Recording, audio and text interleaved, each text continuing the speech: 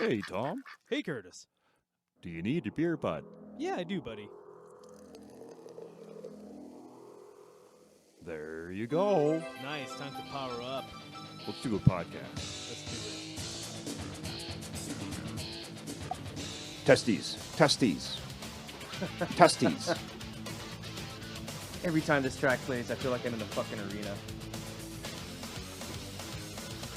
Come on, start the first match already. Nitro Dancers. Or is this pre-Nitro Dancers? Welcome to the Great Canadian Hosers. And guest today, we have Lauren back once again to discuss video games of olden times. Good to be back. We are on now part 3 of the console wars, Sega Genesis versus Super Nintendo. And what's special about this era? And what years? This is like 1994. We're going to focus only on 94, and it's important because it was seriously the best year for both of them. It was just like shots fired from both bows, man. Yeah, this is everything. Okay. So, It's kind of like the biggest hits, the golden age. This Yeah, was the like- middle. the Largest games that war. we constantly look back on as the best of the era, this is the is the main year. chunk of them. So we deserve to talk about this one single year for a couple hours. So And we're going to Let's go. try to keep this, we are going to try to hit every single notable game, but just for the sake of it, because I need to get out of the way, we are not talking about every fucking game that got released this year. no, Because that's absolutely, we'd be here for 7 hours. How many games do you think that is? 374. Combined? Yes. That's insane. We're not, and that's not counting upcoming 32X. Yeah. That's not counting Sega CD. So fuck Or that Game shit. Gear, or Talk Game about Boy, the ones or that matter. Anything that both companies had as far as handhelds and Yeah. past consoles. Because they're still releasing Nintendo games, they're still releasing Master System games. It's not like they're solely working just on the Genesis and Super Nintendo. And they're also, they're starting to put out some ads for some new consoles that are going to be coming out soon.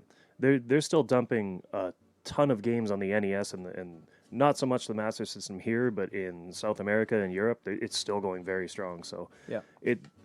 Even though we're only focusing on the 16-bit side of it, there is a massive amount of excellent games that came out for the NES and the Master System at the same time. They weren't forgotten, and it's a shame that we're not going to cover it, but we would never end. What were So you talking about there? What's a Master System? that was Sega's console before the Genesis. Okay. The So predecessor. it did not have very much success here, but believe me, in Europe and in South America, it dominated.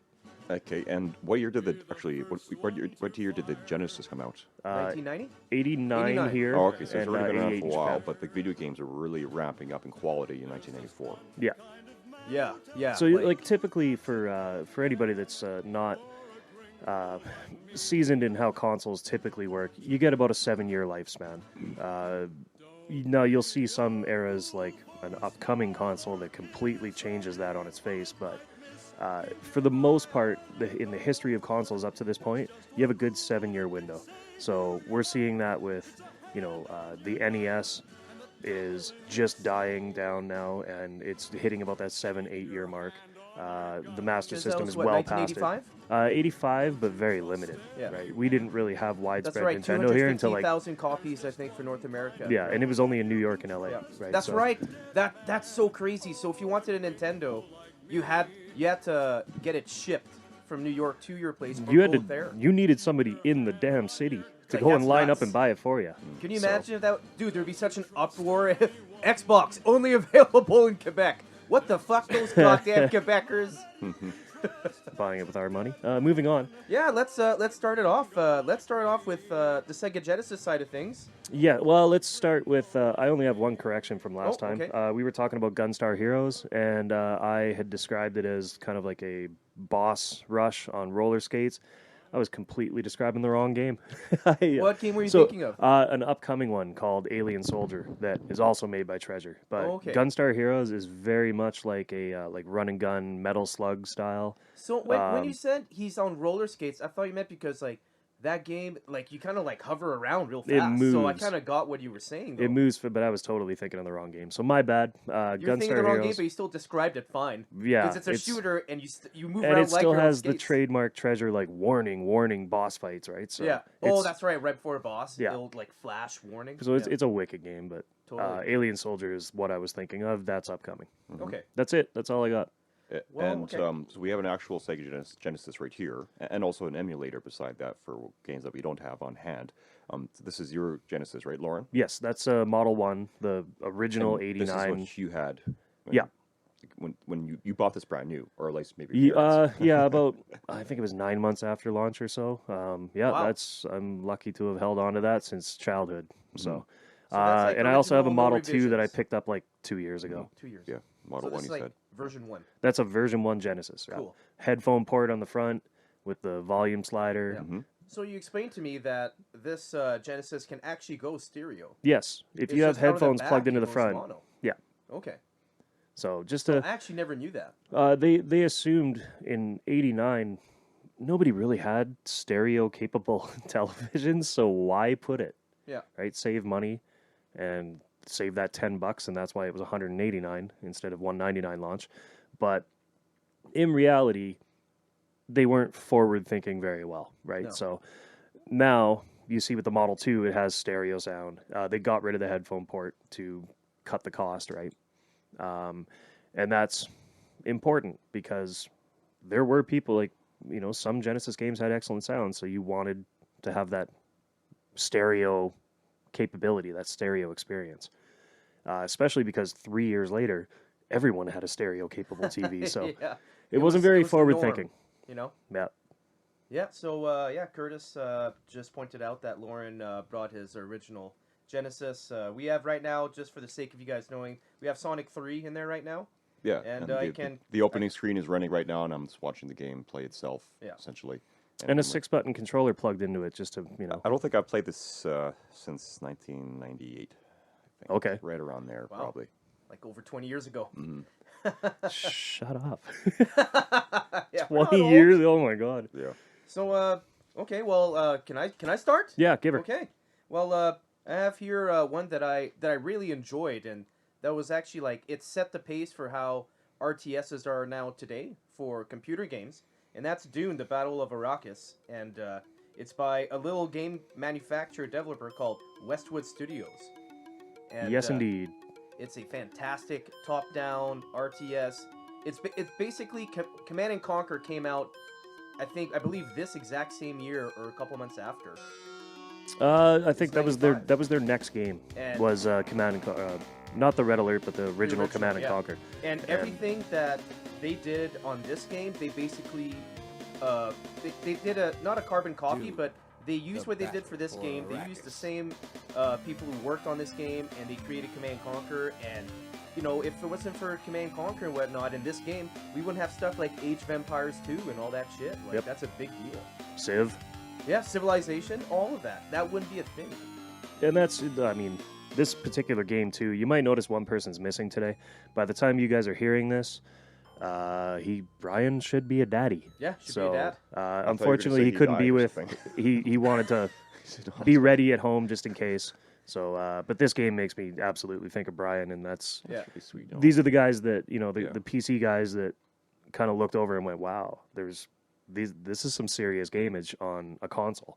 Yeah. Right. So, Very cool. Like you collect spices. Those are your resources, and Not spices. You collect spice. the spice, and Yeah. you end up you can make buildings from it. You can create your armies, and then you basically just launch attacks on other Yeah. on the other opponent, right? Yeah. So I think most Really people cool know Dune, I should say. yeah, I wonder. Like now, especially with the re-release of the movie right now. Yeah. But they may not be aware that this There's a was Dune essentially one of the first Yeah, okay. RTSs. yeah.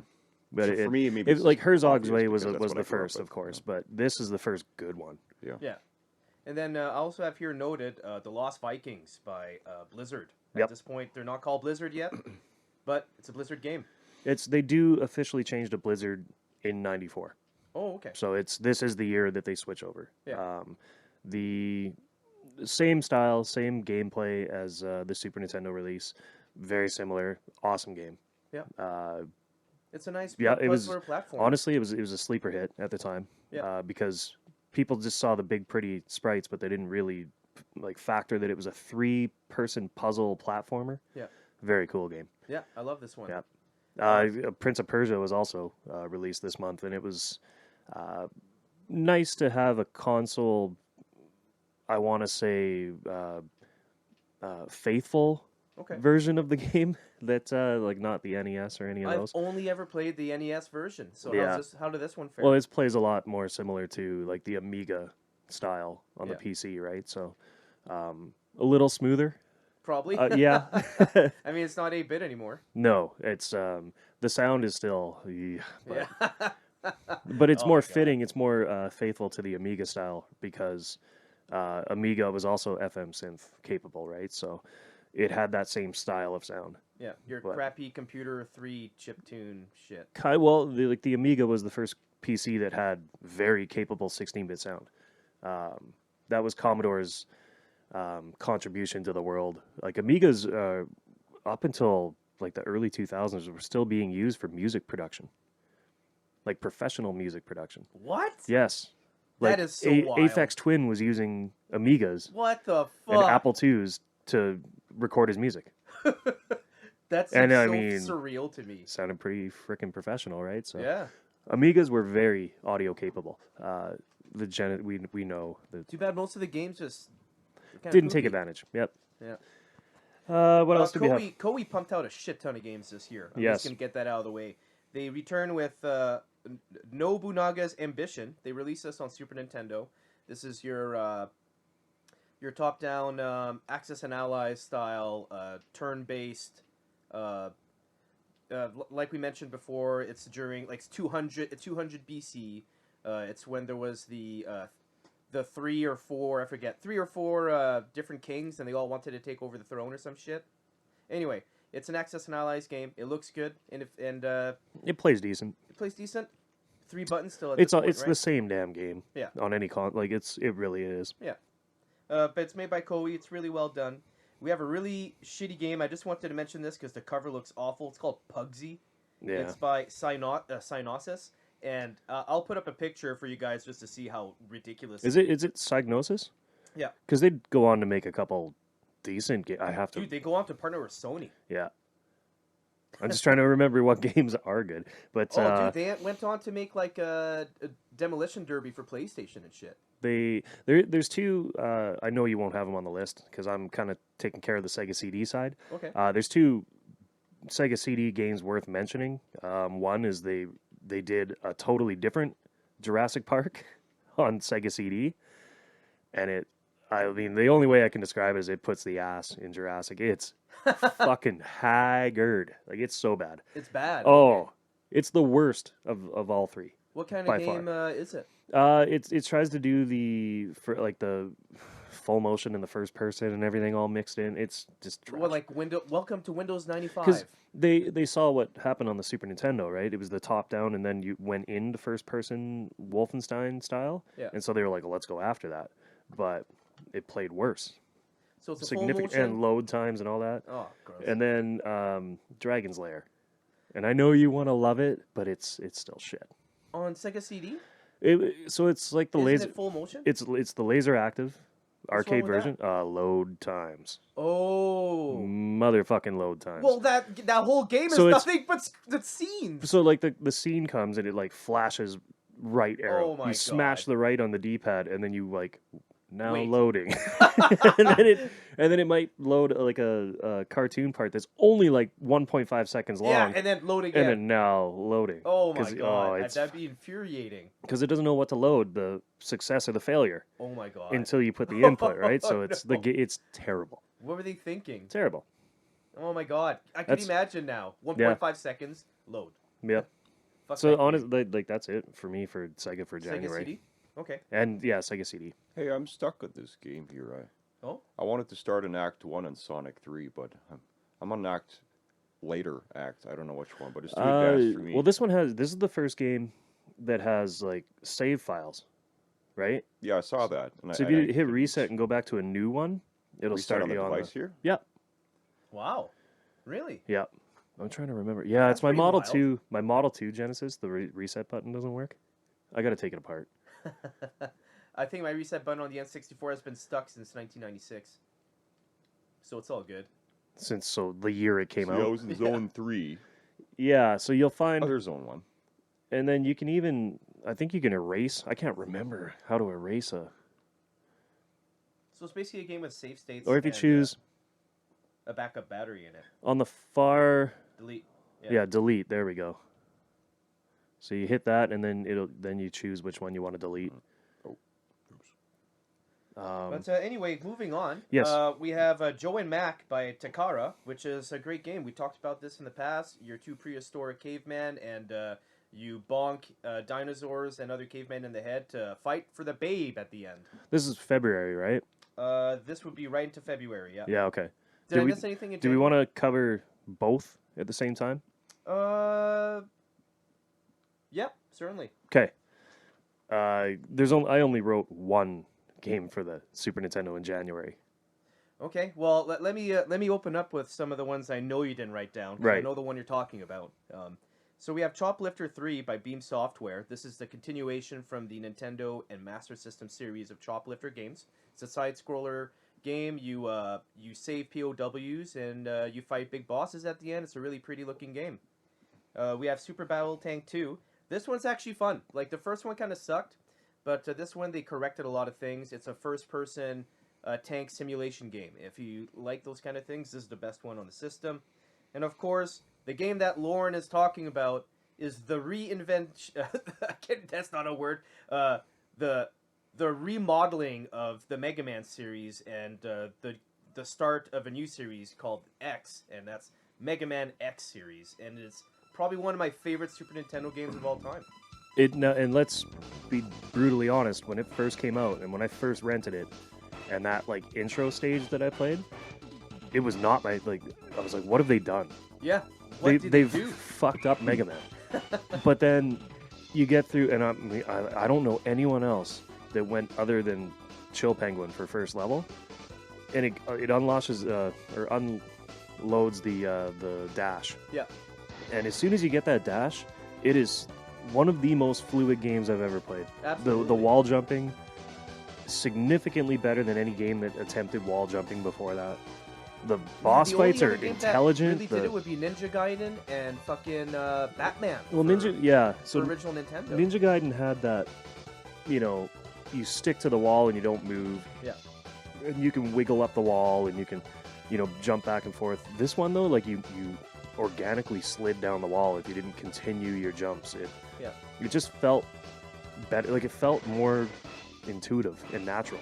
The game was the controls in this game are phenomenal. Absolutely. I was actually just going to mention, I would put it up there as far as controls with games like Sonic and Mario. It feels amazing playing this game. Yeah. You always feel like you're in control of Mega Man. Yeah. And they added kind of an RPG style. And hold on. When I say RPG, I mean it's like you can collect things. Like you can collect sub tanks to have more health. You can collect upgrades for some of your armor and whatnot. You can pick up weapon expansions too, so that Absolutely. you have more of your special firepower bar, which helps greatly. And then what we didn't know until probably that EGM magazine, because I don't know anybody that accidentally died on Armadillo stage 5 times. You know what I mean? You're talking about where the heart. No, well, where that special pod shows up. So we'll talk about that too. The game had these pods where Dr. Light's memory is, and you jump into it, and then Dr. Light shows up and tells you about how these Reploids are taking over, and the whole main story is that X has been in storage for 100 years because his AI was too advanced, and so it had to learn about itself for 100 years so that it would be stable. And then he's released, and the world's in shit, and he has to save it. That's essentially the story of X. Yeah, against the Mavericks. But he, there is no Dr. Wily in this one, but it's Sigma That's is right. the guy who's and he's like essentially damn dog. he's essentially the virus, you know. Yeah. But Dr. Light has left these pods all over the place, and you can find them and get like armor upgrades. Yeah. Or you can charge your weapon to a 3rd level, or you get the helmet that lets you crush rocks above you, or it's just super cool. And the soundtrack is out of this world for this one. Yeah. Probably the best one out of the entire series. Out of all 3 X games, by far this Yeah. is not like This one's a this is fantastic- the only one that holds its weight with like Mega Man 2. Yeah. Uh, Yeah, that one's Oh, classic. can you believe they only let that guy compose 1 game? What? Why? Really? He never touched another Mega Man game until like the new Oh, re-release. the anniversary edition. Yeah, Yeah. he has not touched anything else, You know, there's which is a big- crime. Yeah, because like a lot of people do think that, and that's fine, that Mega Man 3 is the definitive soundtrack. I think and that's been a debate gameplay- for a while. Yeah. 2 or 3, right? I mean, 3 is a good one, Because- but 2 is an iconic one. Absolutely. And then everybody who has ever worked on sound for the Mega Man series are all fantastic composers. Let's get that out. Yeah.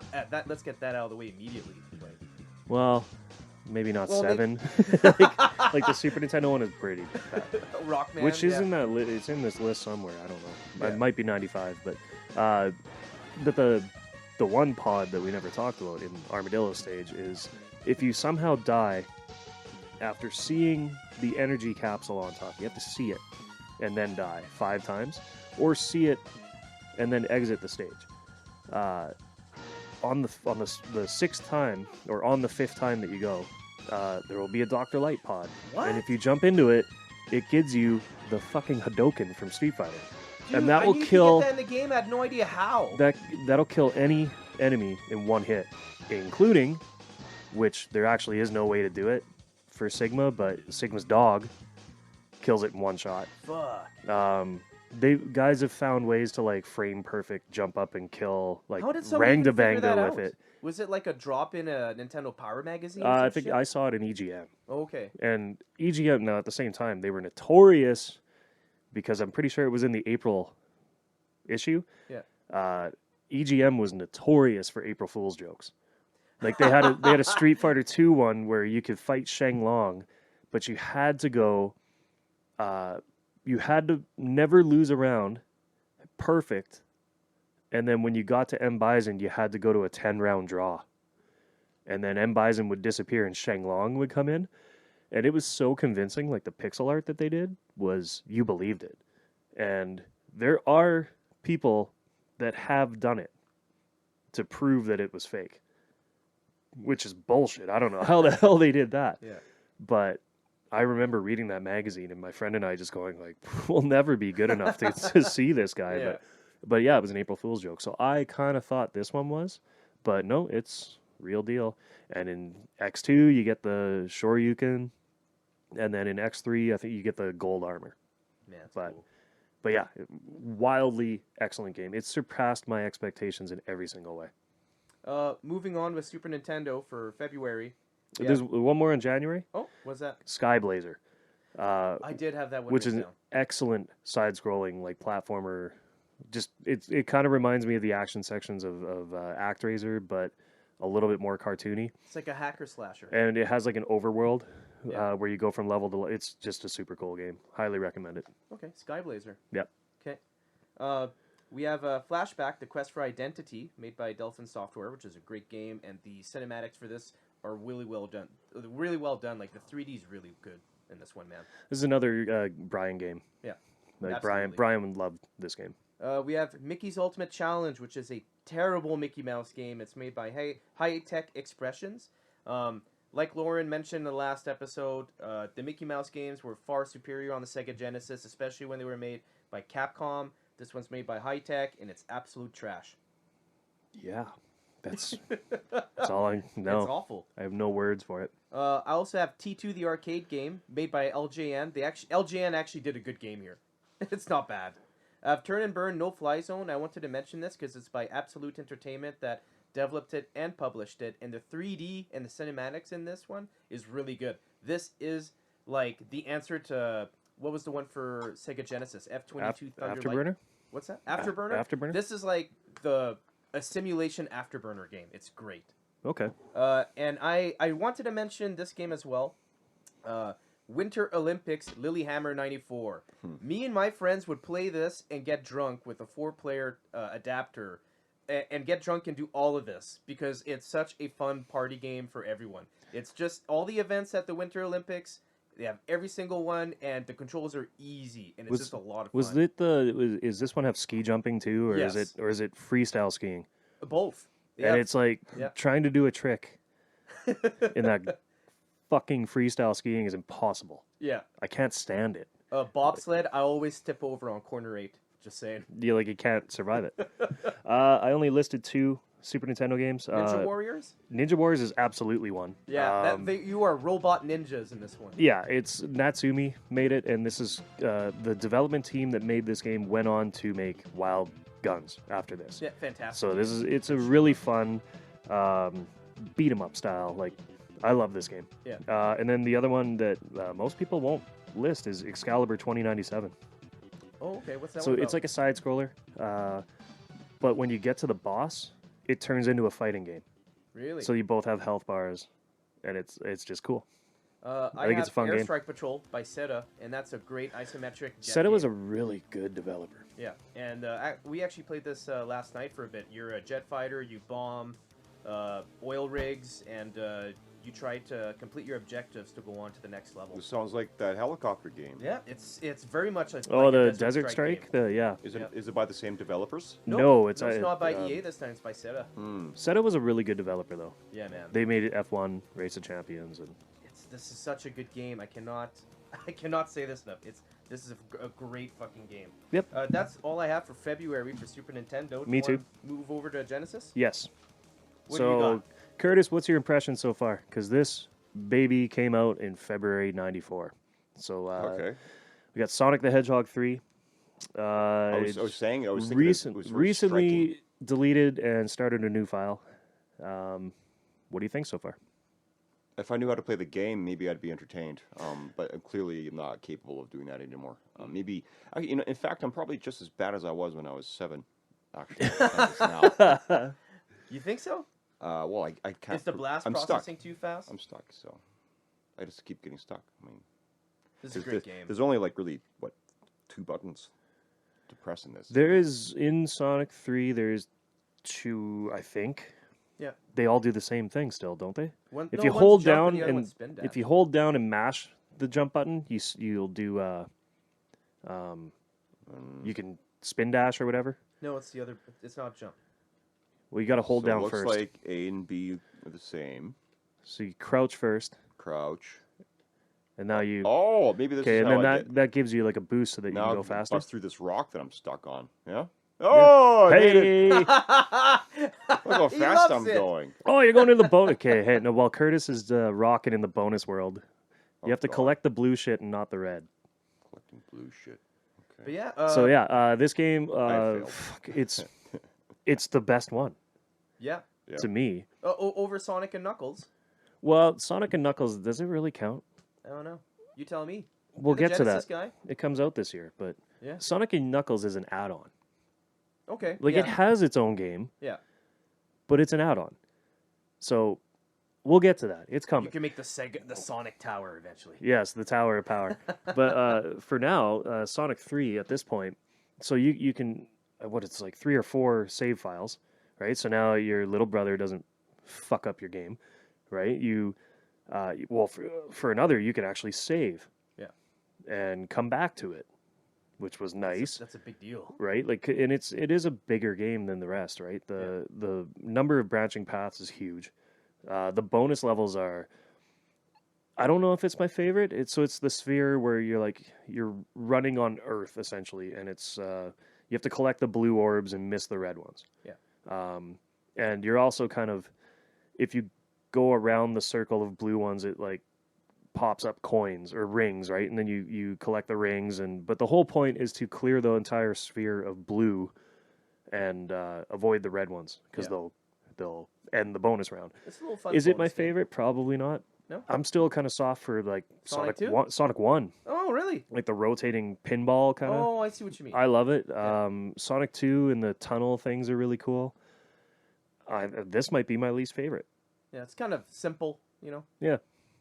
But yeah, it was a great game, and apparently Michael Jackson helped for the sound on this one. That is the rumor. That's the rumor. Is it true? I don't know. But it has outstanding sound. Yeah, absolutely. I have no qualms about that, like, Genesis bass, you know. But and this would be the second last Sonic game for the Genesis, I believe. Yes. Yeah, and it's a really fun one. I also have, like I mentioned, another Koei game, Romance of the Three Kingdoms 3, Dragons of Destiny. It's another, yet again, typical classic Koei Axis and Ally style game. It's a turn-based strategy game, and it's great. They turn out a lot of them, and Oh, I yeah, mean a they're lot. all good. But do you have to buy them all? No. No. If you had the first one, you don't need to. Yeah. You don't need to keep buying. You can these all skip the a few. time. We have Sparkster Rocket Knight Adventures 2, which is a great game. It's a great game. It looks even better than Rocket Knight Adventures. Yeah. But it has slowdown, It does. and that It's a good platformer. It's because fast. that was the firepower on the playground, right? Yeah. Because Super Nintendo chugs along and slows down all the time. Genesis never does. Yeah. And look Last at this. process. This game blew it. Like Yeah. it slows down hard. So it's I don't know. And Konami were not weak developers. No. So what happened there? Come on, Konami. I don't. I mean, maybe it's just a case of putting a little too much on. That's all I have for February for Genesis, unless you have something for Well, we kind of just touched on it, Joe and Mac. Yeah, Joe and Mac by Takara. It's a legitimate arcade port. It's, I say it's better than the Super Nintendo version. I don't think that's controversial. Anybody that played both, they'll probably agree with me. I love the one on Super Nintendo. You'll love this one even more. Damn. It plays better. Okay. That's all I have for February. Yep. Moving on to March, we have Columns 3 for Genesis. Yes. If you play Columns 2, same fucking shit. Yep. We also have NBA Jam by Yes. Acclaim / Iguana Entertainment. And it's depending on where you are. It's also called the NBA Showdown, I think. Oh, really? It's with some reason it's weird, Okay. but it's same game. He's on fire. Yeah, Like he's that. off. I was just gonna say he's on fire. Now, which Oh. game should I be pulling up on this Sega or the emulator here next? In What do we have? conjunction with the list going on here, I Well, suppose. they should have Castlevania Bloodlines, which also came out this month. Hopefully, it's in that list. Yeah, I'm I not too unfortunately sure now. don't have it because it's an expensive ass game. Yeah. And I stupidly never bought it No? as a kid. I rented it. Man, is that a hard game? Dude, it looks fantastic. It's super good. The clock tower when you're climbing up it, So like that trippy. is wild. Yeah, It's man. got a really cool like rotating effect. And Genesis is pulling this off. It's a tough ass game. The very same developers that butchered it with Rocket Knight Adventures 2, Yeah, Konami did a good job. they a great job. This is it's a great game. I wonder what else we got in the list that's gonna be. I'll have to look really quick for you, Curtis, and see what we got. Well, we got Streets of Rage 3 on the very bottom of the boxed games. Uh-huh. Yeah, That'll be that's coming out up. in April. Yeah. That's a fun ass game. Yeah, Virtua Racing, Yep. which looks good. The frame rate's good and it's fast. It in every technical aspect, it outperforms Super FX 1. I agree. And you can tell when you watch this side by side with like stunt race effects, it's not oh even my close. god, it's night and day. It's not night even and day. close. So well done. There is an upcoming That was made in house. 32X version, and it looks even better. But is it worth the cost of admission? We'll get to that soon. That's all I have for Genesis. That's all I have for Genesis for March. 'Kay. So, moving on. I have 3 games for Super Nintendo that out of the 11 that came out that month, I only cared about 3 of them. Let me see if I can guess which ones they are here. So, we already did February. So, we're on to March. I bet you one of them is Wolfenstein 3D. No, actually, The Peacekeepers? no. What the fuck? Yeah. The Flintstones: A Treasure for Sierra Come Madrock? on. Well, no, NBA Jam for Super Nintendo? Okay, so we'll just Well, make now that- you we'll have make me, it 4. You have me scratching my head, buddy. I Star didn't. Trek: The Next Generation's Futures Past? My 3 games that I listed for March are Ken Griffey MLB, And keep in mind, this is the worst Ken Griffey game on the Super Nintendo, and it's still good. Equinox. What the fuck is Equinox? So do you remember Solstice on yes, that's the a old good game. Nintendo? Yeah. Like that isometric tile puzzle platforming. This is the sequel, Okay. and it's Okay. really good. It's not as clean, I guess, as the Solstice. It has a little bit of hitbox issues. The puzzles are extremely difficult. I never got through this game, but I loved it. It was Solstice, more of Solstice. Who wouldn't want that? So then, what's your third game? Young Merlin. But that's just a side scroller. No, it's more like a Zelda. Who made that one? I don't know who made it actually, but it's like action adventure. We kind of wanted more of that at the time, right?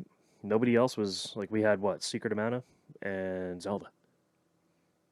Okay, I'll have to check that one out. Soul Blazer. Soul Blazers are great though. It's phenomenal, but I had beaten it like 4 times by that, Like at that point, I think I had found all the emblems in Soul. Like I had 100%ed that. So there was, how many more times can you play it, right? Yeah. Is that all you have for Super Nintendo? That's all I got. So moving on back over to Genesis. We have what we're going to load up here shortly, Streets of Rage 3, which is an awesome fucking game. Yes. I always play as the wrestler in this one. I like to mix it up. Yeah? That's the cool thing about it is now every character can run. So you're not like, I think it was only what's her name? Blaze was in 2, I think, is the only one that can run. It's been a while since I played it. Yeah. Everyone can now. Everybody's got a fun style that's different enough that makes you want to try it, right? The oddly expensive game. How expensive? Like oddly, I've been offered $280 for that game. Wow. And there's no instruction manual. Wow. So it's just the game in the box. It's Yeah, not some even boxes complete. now worth almost more than a game now. It's ridiculous. Maybe I should have sold it because that's the cost of a. I'm sure the value will go up. Something Tom just recently learned about an EverDrive. Yeah, don't sell your games. They're going to be worth way more. Just get an EverDrive. Just get an EverDrive. Yeah. So moving What on. are you talking? What's an EverDrive? So Tom just got one. Why don't you take that?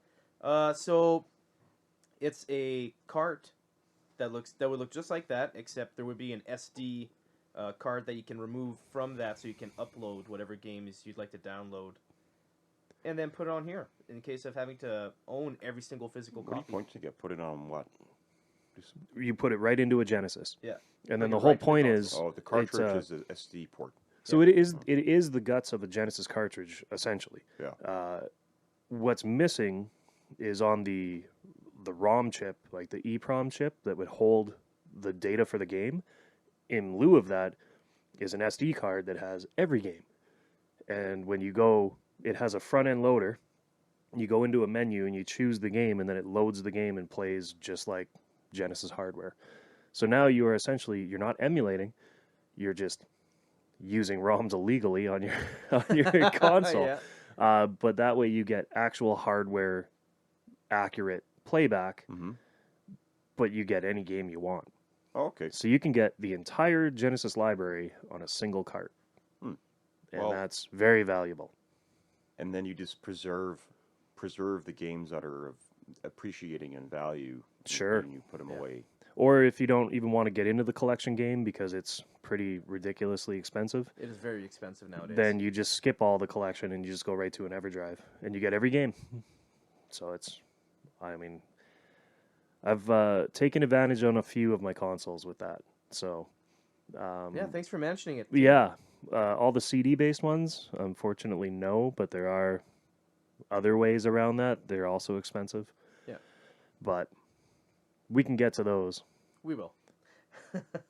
Okay, so where did we're in April. April. So I wrote down NBA Action 94 because for Genesis you can actually play up to 5 players for this game. Yes. So I just want to mention that. That being said, it's okay. It's not like the greatest basketball game.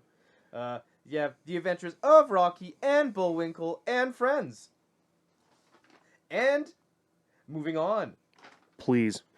I did have one Sega CD release in April, and that was actually Mortal Kombat. That's a big deal. Very arcade accurate, obviously. Better sound, right? Better video. Had a really terrible intro, though. But it was much smoother, but it had loading screens. Because the Sega CD was only like a 2 times CD, right? Yeah. Or maybe, I think it was even 1 time. Like 1 time loading speed.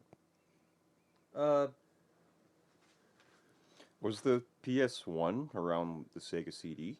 The Same era? Sega CD was a lot before that. Oh. When we are finishing up this episode, Yeah. the PlayStation is a thing in Japan. Oh, cool. So we will, and it's felt. We'll definitely be is. talking about that. So let's move on to April then for Super Nintendo. I have Eye of the Beholder by Capcom, which is a dungeon crawler, Advanced Dungeons and Dragons game. Yep. It sounds exactly like what I just said. It's not that fun, to tell you the truth. I had it. It's not that great. We have Fatal Fury 2, which is another great game by Takara. It's a great fighting game. Now at this point, after this release, people either like Street Fighter or this one. They're very similar, but they're not carbon copies of one another.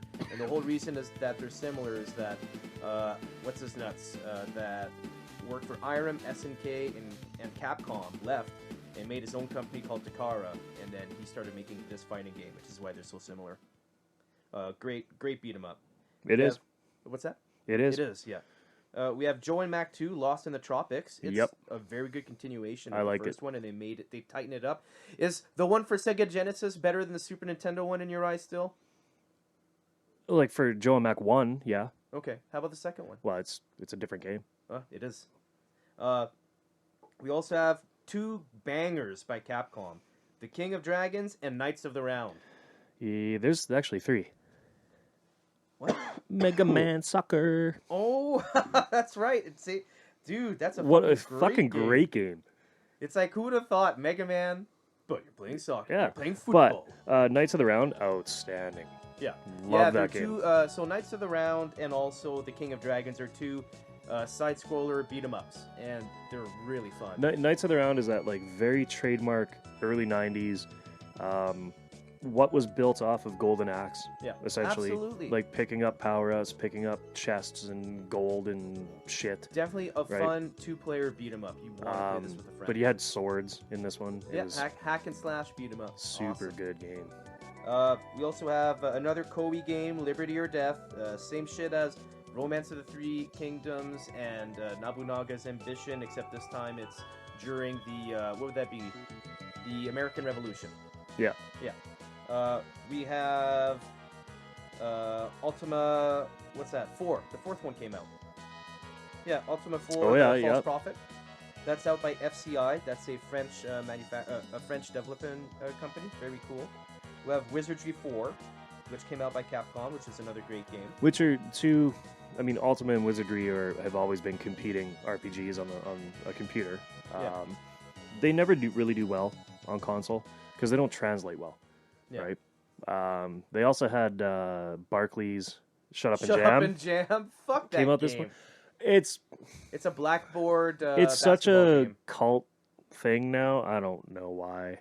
It's a but- dumb game. Because it's that like Barclay Shut Up and Jam Gaiden RPG mod that somebody made. It's hilarious. None of that shit matters. Like with all those incredible games that came out, There's one that came out for April that blew all that shit away, man. I put this as the #1 game of this generation. Yeah, me too. There's a reason to have an entire fucking leg piece about this entire series of games. Of course, we're talking about Super Metroid. What This- a fucking game. Made in-house. Nintendo made this themselves. It was so fucking good. So there's in hindsight, there's controversy behind this. So this is the first 24 meg cart, and that was because they screwed Squaresoft over and wouldn't let them release Secret of Mana on a 24 meg cart. So the reason that half that game's missing is because of Nintendo. That's kind of being That stubborn, said, really. this game used all 24 megs of that cart. The sound, phenomenal. Awesome soundtrack. The controls, I mean, there's one game that has better controls to me Mario? in the whole era. Oh, Sonic? ActRaiser 2. Oh, ActRaiser 2. Okay. This Okay. man, does it control so well. The 8-directional shooting, the stopping so you can shoot directionally in all 8. The lock that you can lock your arm in a way and still move forward and back. Yeah, hold the right and run back and forth, still shooting up or down. The super run is so cool. The speed booster is Yep. wild. Shine sparking is super cool. Crystal flash, which nobody actually knew about, except it's right in the fucking intro. It's just they never explained how to do it, right? So if you crouch and you have to have 15 of every item minimum, and then you drop the power bomb, Yeah. and then it'll fully heal you. Fully. I did not know that. Yes. That's It's nuts. it's such a abuse. Everything about this game. The bosses look amazing. I remember like 2002 was when they started doing speed runs typically, and they had this one website called Speed Demos Archive that it used to be like a Quake site, Yeah. where they would trade demos so you could record your own gameplay, and it was called a demo file. So that was with speed demos. But they branched out and they started including Super Metroid and Metroid Prime, and the competition to bring this down was insane, because it was kind of always a speed run. The quicker you finished it, the essentially less that Samus was wearing in the ending. Yeah, that's right. Yeah. Hey, we're adolescent. We know. Adolescent we know boys. It's a woman now. The first game told us Yeah. so. But the bosses, like Kraid, So was cool. enormous. Like, Huge. oh, hey, You have to, Ridley fucking was jump your way up to terrifying. shoot Like, that guy. Ridley fight was terrifying to me. Dude, The first even, time, like, the vegetation bosses are fucking scary yeah. too. Like no, everything. it's Phantom. That's what in the wreck ship. It's a terrifying fight because he moves so fast. Yeah. And then was it Dragon? Yeah. Who? That's right after you get. Damn it! It's been too long. It's been a while. But man, like I'll never forget when everybody was competing over this, and it was like they would do chunks and they would save, and then they would like record themselves in segments. And it was called segmented speedruns. And then this Japanese guy named Hoda Ruby showed up, and he crushed everybody's time, and didn't. It was a single playthrough, didn't save, didn't nothing, and everybody was like, "How the fuck did he?" So we watched the video, and it was like, this guy was light years ahead of everyone, man.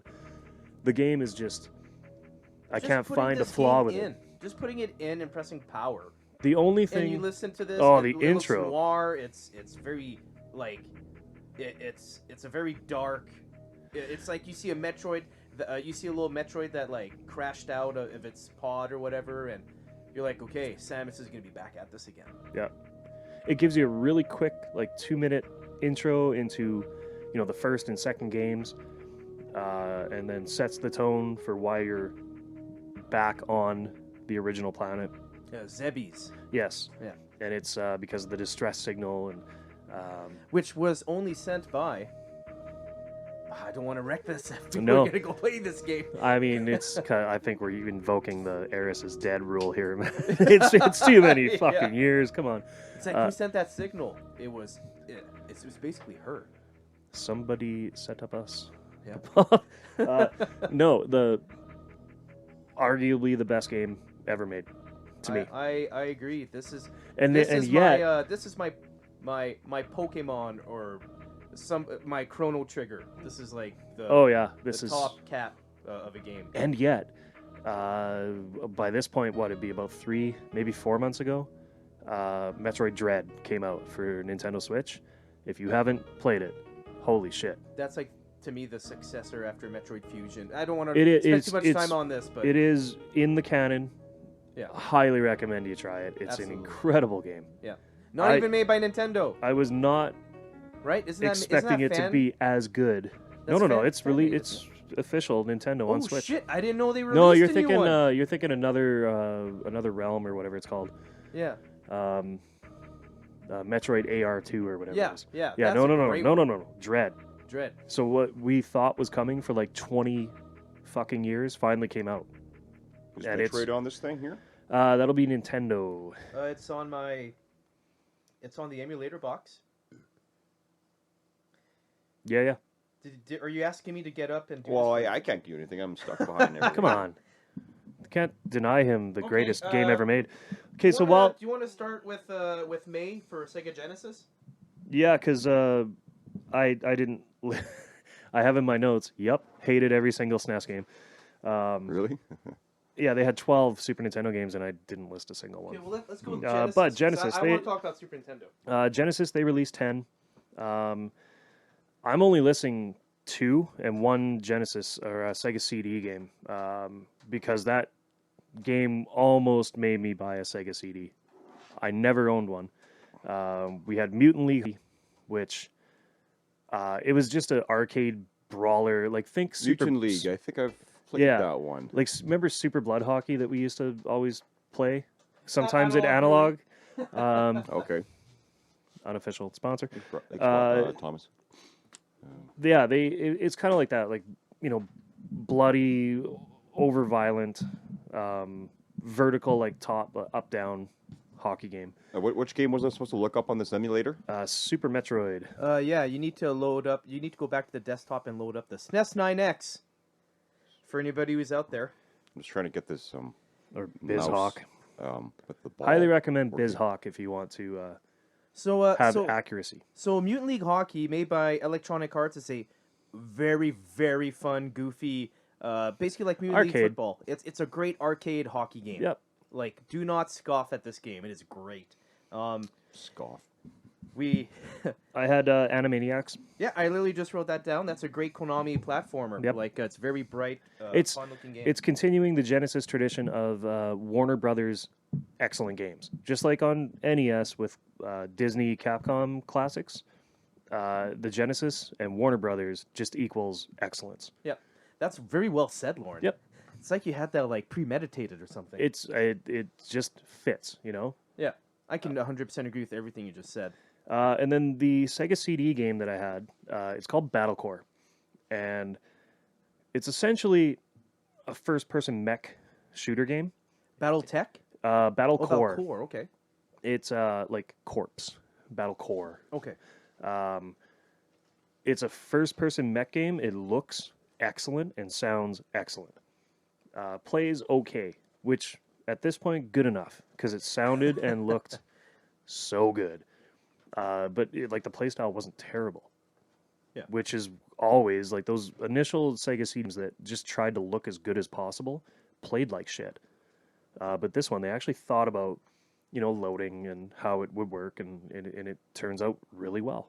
Yeah, absolutely. So it's actually I would recommend the game. Curtis, you need to go in My Documents, Yeah, the downloads, that's where I was just saying. Yep. and then you go to Super Nintendo Entertainment System. That's all the games. Oh, okay. We also have Animaniacs for Super Nintendo. Sorry for I just said that. I meant to say we also have RoboCop versus the Terminator for Genesis, and everybody wanted to rent this because the box looked fucking cool. Yeah. I will put up a picture of the box. I remember I rented that just because of the fucking box. I didn't even flip it around. I was like, this game, and I rented it. Yeah, the younger generation listening, that's all we had to go on. Yeah. It was box art, it was word of mouth, and in lesser cases, it was magazine recommendations, high reviewed. Absolutely. We had no, instant access like YouTube footage or anything. It That's was, right. it We was had a crap pictures. shot. We had pictures or nothing. And before that, like the early days, you had nothing. Diddly. You had back of the box at Toys R Us. That was it, man. And in my era, for PC games, the boxes were huge. Yeah. Yeah. Massive boxes and big pictures on the back, and that's how you figured out the gameplay situation. It's usually one gameplay picture, one cinematic picture. Yeah. No, that's true. But yeah, this And then game, you almost like rated it on number of diskettes that it came on too, right? Like if it was like 3 8 CDs. discs, Yeah. I'm like, hell yeah, I'm in. But this box looked really cool, and RoboCop 3 came out and Terminator 2 came out, so they wanted to do a RoboCop versus Terminator, and everyone wanted to rent that Well, because is those it- movies were hot. Is it on here? RoboCop. Yeah, it definitely should be. Robo. Yeah, versus a Terminator. Okay, we're launching the There emulator. we go. Virgin. Virgin Games. That is basically it for Genesis. For Super Nintendo, I have a couple games. I know you said you had none, but we have EA's FIFA International Soccer, which is the best soccer game ever made. Still to this day, that's the series. The FIFA Live series. Made by EA. Great game. We have Space Ace, which was a terrible port of... You thought the Space you Ace thought was the essentially load time for the- Sega CD was bad? Yeah, it Oh was my essentially God. the sequel to, in a way, it was the next game made by the Dragon's Dragon's Lair people. Yeah. And it was a shitty fucking... This is supposed to be a full motion game, and when they released it for Super Nintendo, they just redid it as a platformer, and it's crap. It's absolute crap. It's as bad as the Dragon's Lair platformer Yeah. on Super Nintendo. We also have Clay Fighter Tournament Edition. So remember... oh, wait, no, that's not this one. Eventually, they do Clay Fighter C2. That's not this one, though, right? No. Tournament Edition was the one you had to rent from Blockbuster, wasn't it? Yes. Yeah. And then they do C2, which is a knockoff the T2 cover. Yes, and then they make fun of, like, Police Academy, or Naked Gun series. Yeah, Naked with, Gun 'cause with they didn't call Clay it... Fighter 63 and a That's third. right. Yeah. They didn't call it Clay Fighter 64. Yeah. They called it Clay Fighter 63 and a third. Right. Yeah. So, yeah, That was it. That's all I they have had a for sense of Super humor. Nintendo. Yeah, see, I didn't give a shit about any of those. Yeah, I know. You're right. Let's go to still Super Nintendo, but in June.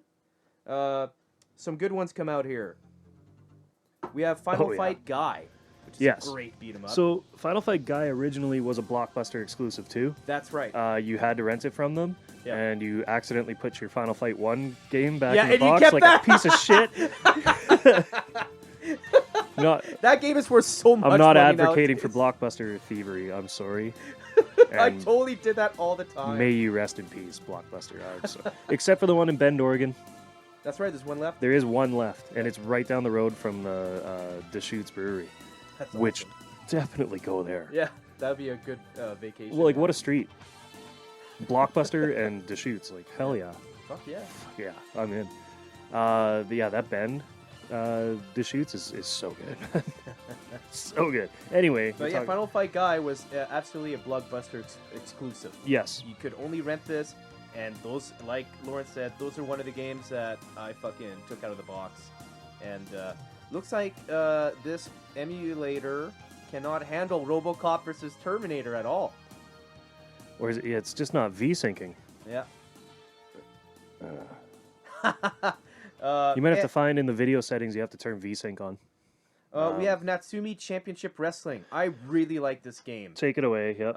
So this game, I actually have in my list wrestling games galore. Take it away, Tom. this is the month. I have Natsumi, Saturday Night Slam Masters, etc. It's Yeah, man. Just go ahead, Tom. Natsumi Championship Wrestling was in Japan licensed by All Japan Pro Wrestling. It was called All Japan Pro Wrestling Tag Tournament Dash. That's what it was called in Japan. Here they couldn't buy the license for AJPW, so they renamed it Natsumi Championship Wrestling. All of the wrestlers in this are wrestlers from All Japan Pro Wrestling from the era. You got Dr. Death, Terry Gordy, Mitsuharu Misawa, Giant Baba. You got Stan the Lariat Hansen, like a big names are from Japan. He is not. Vader, Bam He is Bam not Bigelow. reading this off a list. No, This that's is coming off off the his top head. that's the top of my head, man. This game feels good. It plays good. It has. I remember the round cover robin. art too. It was like it had that like NCW, like Oh, it was yeah. very like it had that Very WCW American feel WCW to it. Yeah. looking, and it worked. Or like it's almost in hindsight, ECW completely fucking ripped off this logo. NCW, like look at Yeah, if you in look hindsight, at in it. my head, I'm thinking that they're identical. And NCW came out first, didn't it? I think ECW came out. This would have been '94. ECW came out technically in the late '80s. Okay. Yeah. So I'm if just wondering. anything, I guess have to go these back guys and look ripped at their them off. logo. Yeah, it's Don't one tell way that or to the Paul other. Heyman. He'll sue anyone. Yeah, fuck. He needs it. He needs it. But yeah, this game's great, and all the wrestlers that are in this game are actual wrestlers, but they renamed them to not get sued here in the States. Yeah. So, for example, here they're called Python, Asteroid, the Viper, like Stan Hansen. What's Stan Hansen called? So right now, That's not him.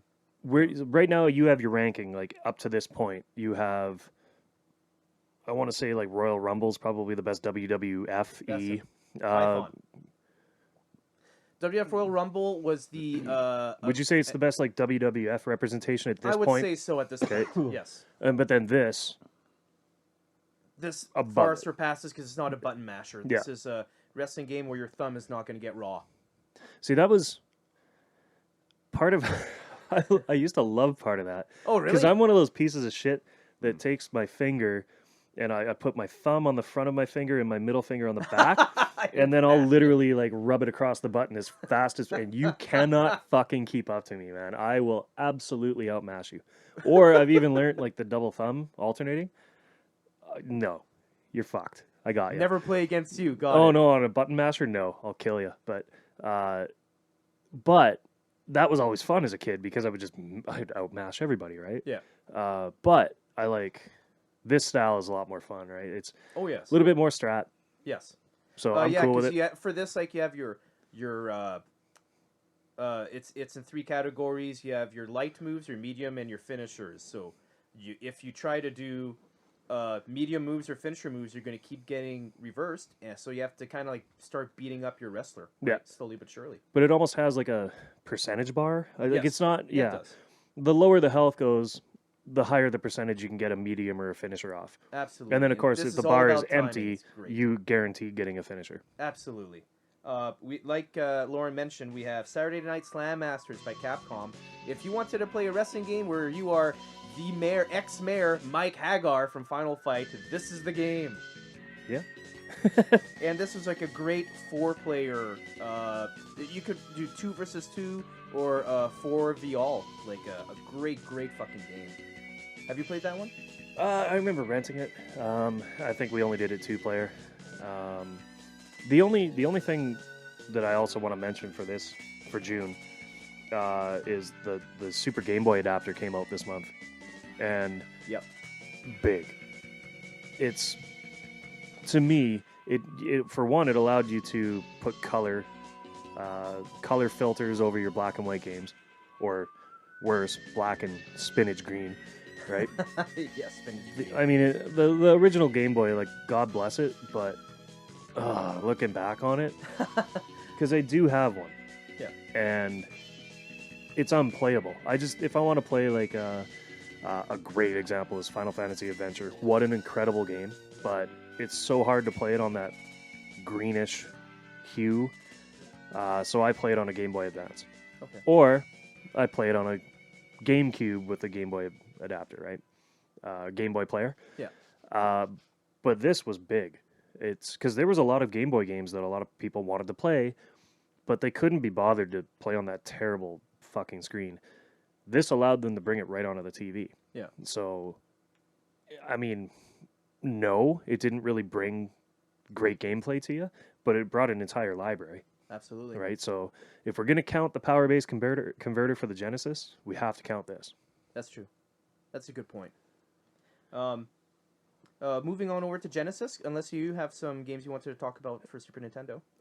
No, but we only talked about, like 4 or 5, and 20 games came out that month. So Yeah. you see how we're Yes. trying to, like, limit the shit that we're talking about. Because this And is yet how... he still fucking brought up Bullwinkle. Yeah, yes, I did. And, back during the first video game crash, this is how the video game crash happened. The people were putting out so much garbage, people didn't know what to buy, people started buying trash, and then eventually people stopped buying games. You know, the fun And that's how side everything story, and it's went not down. one specific game, it was all of them, but the Everyone blames ET is E.T.. always brought out. Everyone but always one blames fact E.T.. about ET that not many people know about is they actually produced more carts than there were currently consoles, Which is crazy. because they thought it was going to sell so well that people that didn't own an Atari would run to the store and buy one. And well, that one landfill will attest as to how that Yep. went, right? Yep. So yeah, in hindsight, don't ever produce more carts than there is currently consoles on the market. That's just a silly fucking thing. What a foolish move. Yeah. Whatever. So moving on over to Sega Genesis for the month of May. Oh, sorry, not May. June. My bad. So we have Mickey's Ultimate Challenge. Again, fuck you, high-tech expressions. This is a terrible fucking game. And this one hurts because this tarnished a great reputation on the Genesis. Yes, Every Mickey game up to this point, very playable. Absolutely no question you could buy it. It's a guaranteed rental. Yeah. But now you got to think about it when you go, right? Because now who's developing it? Before it was a no-brainer. I would because if it was at first it was Sega in-house, then Capcom would help out, then it was Capcom, then it was Sega and Capcom, and now it's high-tech. Yeah. And it's garbage. So this one was phoned in totally. This one sucked. It looked bad. Very much. We actually loaded this one up on the Nintendo yesterday, and it was absolute trash. Yeah. It was very shit. I mean, they were trying to.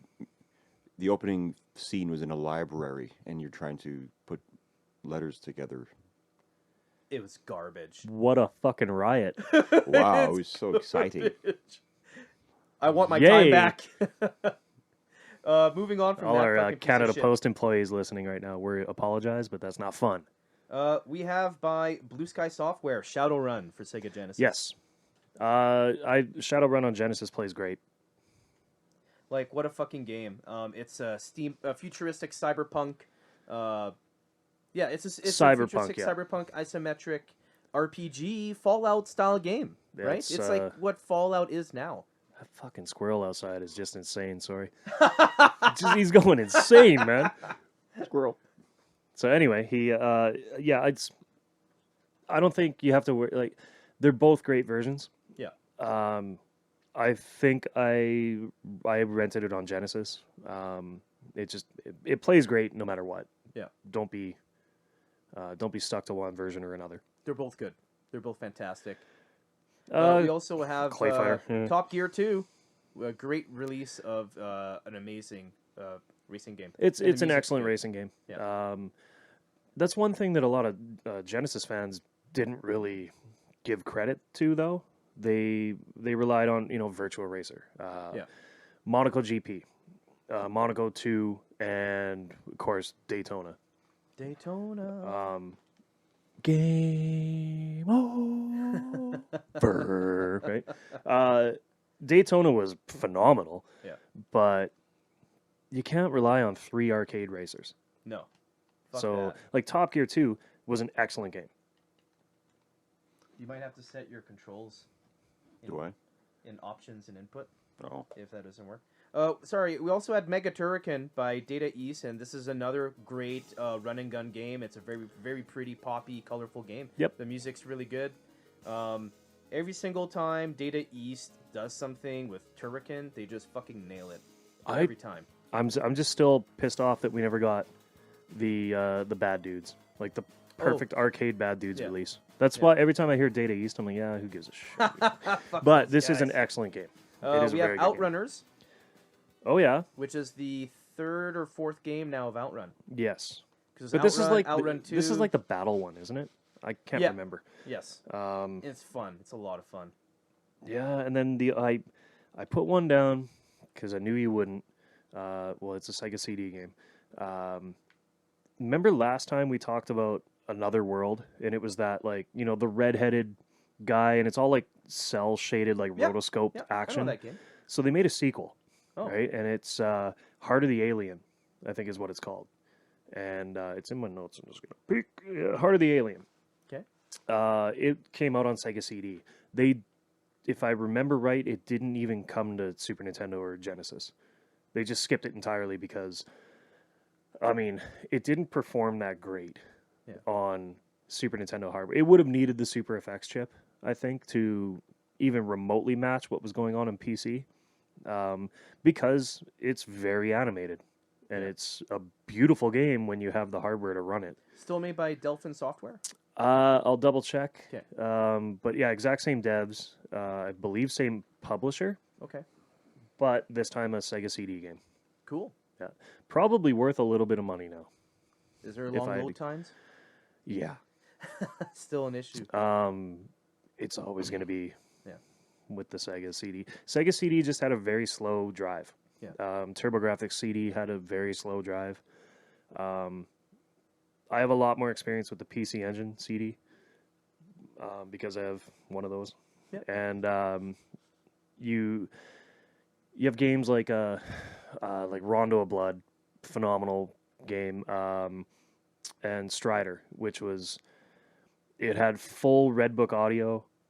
It was incredible. The load times actually weren't that terrible, but they in that new PC Engine CD that I got, it had a double speed CD, so everything loaded like half the time.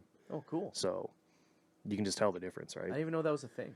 Yeah, it was like if you ever look on your DVD drive, it says like 16x. It Yeah. just means the base load time, it is like, let's say 150 whatever kilobytes per second or 300 kilobytes a second. 16 times is how quickly it can move.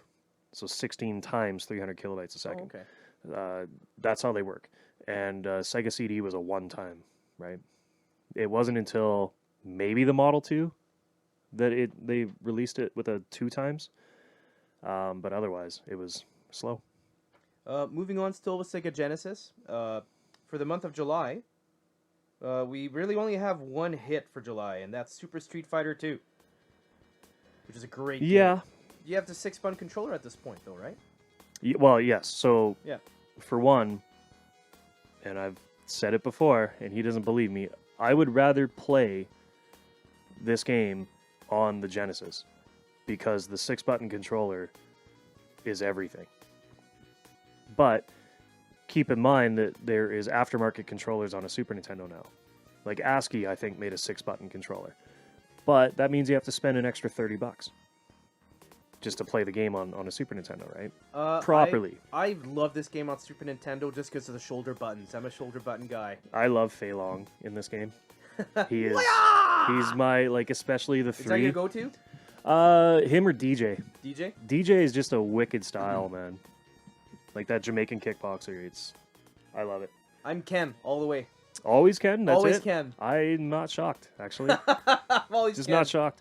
Not Zangief. No, I know! The ref Thomas doesn't pick the wrestler? What That's the fuck? what the fuck. Or what's the T-Hawk? Yeah, even He's cool. a beast, man. He's Yeah. tough. No, I'm a Ken guy all the time. And then Akuma, right? You can. Yeah. I think Oh, is it in the Super Akuma's not Nintendo in one? this You game, is can he? you can unlock. He's like the last guy. I had no clue. Yeah. No way. I thought that was a PlayStation thing. No. Well, I just learned something today. Well, but then you also have like Street Fighter Alpha, Yes. right?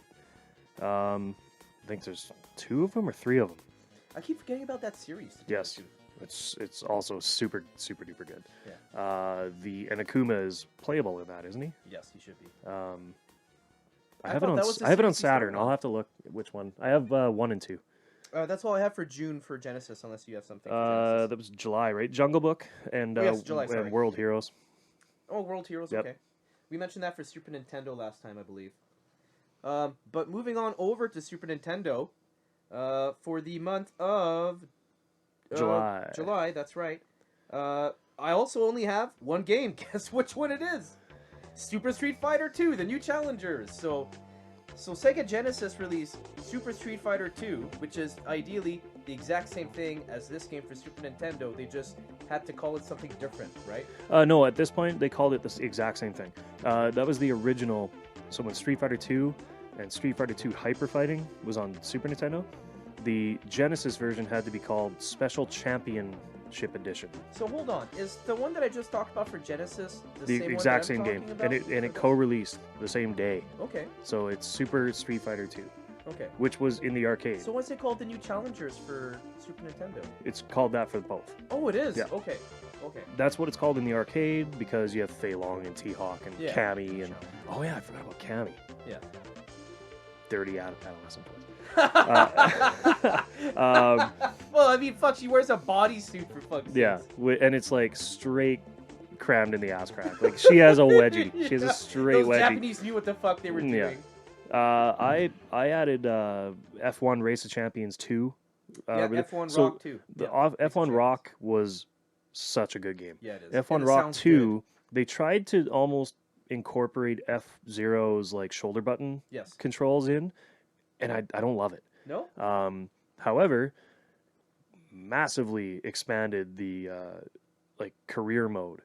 So instead of it being just like F1, here you go, like you start actually back in like GT cars, and then F3, and then like F2, and then F1. Yeah. So you get a lot more playability out of it. Yeah, and Although the speed progresses as you go it's pretty along. fucking repetitive. It is, but like it does get more challenging because you get quicker cars and Yeah. everything moves quicker at some point. It does move a lot quicker.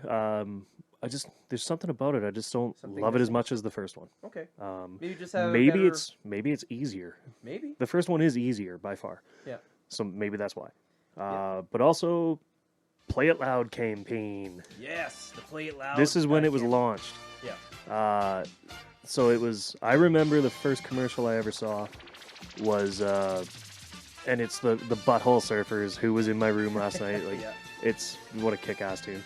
But that's it. It was like a kick-ass like surfer punk. And my parents were like, "What is this shit?" And I was like, "Yeah, I love it." You know, Super Nintendo. I was half trying love to it be- because my parents hated it. Super Nintendo was trying to reach a more mature audience at this point. Yes. So they had felt the sting from like 5 years of Genesis calling them out Yeah. for being for the kids, right? For every kid in the schoolyard calling them out for being for the kids. And at this point, I'm in high school. Right? I think I'm in grade 10 at this point. And that first commercial hit, and I remember guys in like gym class or guy like in the spare pit, like the basketball court outside, being like, "Anybody know who that is?" Because they wanted to buy the album. Like that tune was kick ass, Yeah. man. Yeah. Yeah. Who was in my room? Yeah, they started the so you saw Play It Loud commercials, you saw Play It Loud ads in magazines. They want like I mentioned, they wanted to get a more mature core audience, and they were letting people know that they're not just quote unquote a kid developer. They went right after 14-year-old kids Yeah. with this, right? And it worked. Oh yeah. It worked. They ran this ad campaign till like late '98. Yeah. Yeah, they did this all Everything. the way when the Game Boy Color came out, because everyone started having Play It Loud and weird goofy haircuts to match their colored Game Boy. Yeah. Yeah. That's right. I remember that. Remember that? You know there was the clear Game Boy. It's like a bald lady. Yeah. It was a really smart campaigns and magazine ads that they did for years. Legit. I wanted the lime green one. Lime green. I really wanted the want lime. banana yellow. I wanted the lime green one. So now is that like a well, I don't know. Were you a Pokemon guy? That was a little after my time. So Okay, no. yeah, me too. It just missed me. So Yeah, literally, that was my sister's generation. yeah, My sister loved that game. I couldn't. My nephew loved it. That's all I know. I the cards in the Game Boy game, that was past my time. So that is it for June. July, sorry. For August, let's just stick with Super Nintendo here. There isn't that much that I wrote down. I have by Blizzard Entertainment, The Death and Return of Superman. That was made by Sunsoft I had as that well. too. And it's a side-scroller beat-em up. The music is okay. It's nothing like you're not gonna fucking go get a CD of this if it's around. But the sound effects are good. It looks good, and you can play as several different Supermans, because at this point they started a comic series of Superman where it wasn't just like the Man of Steel. Like you had a robot Superman, you had a black Superman, you had a bunch of different. Yeah, Bizarro. You had. Yeah, it was very fun. Check it out if you guys have never played that. Other than that, I have Tetris 2, which is made by in-house Nintendo. Yes. Great successor. It took them a while to make a second Tetris game, eh? Do you think it has anything to do with the lawsuits between Nintendo and Tengen? No, because No? that was purely just Tengen making games without having permission. Yeah. That's it. But, that's right, because neither Nintendo or Because Tengen had the Tengen rights. Pac-Man, What's which that? by the way is The- the definitive yeah. version of Pac-Man. It wasn't Tengen or Nintendo who owned the rights to Tetris. It was this Russian who created the game. Yeah. Who had the rights, and I think he didn't even sue either. He's like, no, it's neither of yours. It's actually mine. That's why they have to credit him in the In title every screen single of version. NES. Yeah. And they never had to. He never asked for royalties or anything. Who is this guy? Yeah. No money, no nothing, man. No money. No money. No money. I have. Double Dragon 4, the Shadow Falls, a terrible beat 'em up. And at the same time on Genesis, Double Dragon 5. Oh, sorry, Double comes Dragon out. 5, my bad. Yeah. But no, I have Breath of Fire by Capcom. yeah, we'll get to that. And Square, depending. So Capcom released in Japan, Square released in North America. Capcom didn't want to bring it out, and Square asked if they could translate for them. Oh, is that right? Yep. Okay. So they offered to do the translation through Ted Woolsey and publish it on North American shores for them. Wow, where to start with it? It's a hell of an RPG. Unexpected hit to me. Absolutely. We had no knowledge of it whatsoever. It plays. I mean, just think like Final Fantasy IV. Yeah. There's no run, but you can do actions like on the overworld. Like if Bo is in front, you can hunt animals. If what's his name, Ox is in front, he can smash down walls. It's neat. I really enjoyed the game. When I first found out that you could transform into a fucking dragon, wow! I was like, what? Yeah. Like, blew my mind. And I think I got to that point, and I had to return the game on the rental. So I totally ate late fees on that one. Fuck that! I'm not returning it, man. It would be very much worth it because this started a fantastic series to the point where we wouldn't even expect. Like, there's characters from this game in Super Smash Bros. Games. Like, there's Ryu is he reoccurs in every single game. I think I'm trying to think of 4 if he's in it. I never played that one. 3 and 4 are 3 is. I thought 1 and 2 were the greatest ones ever made.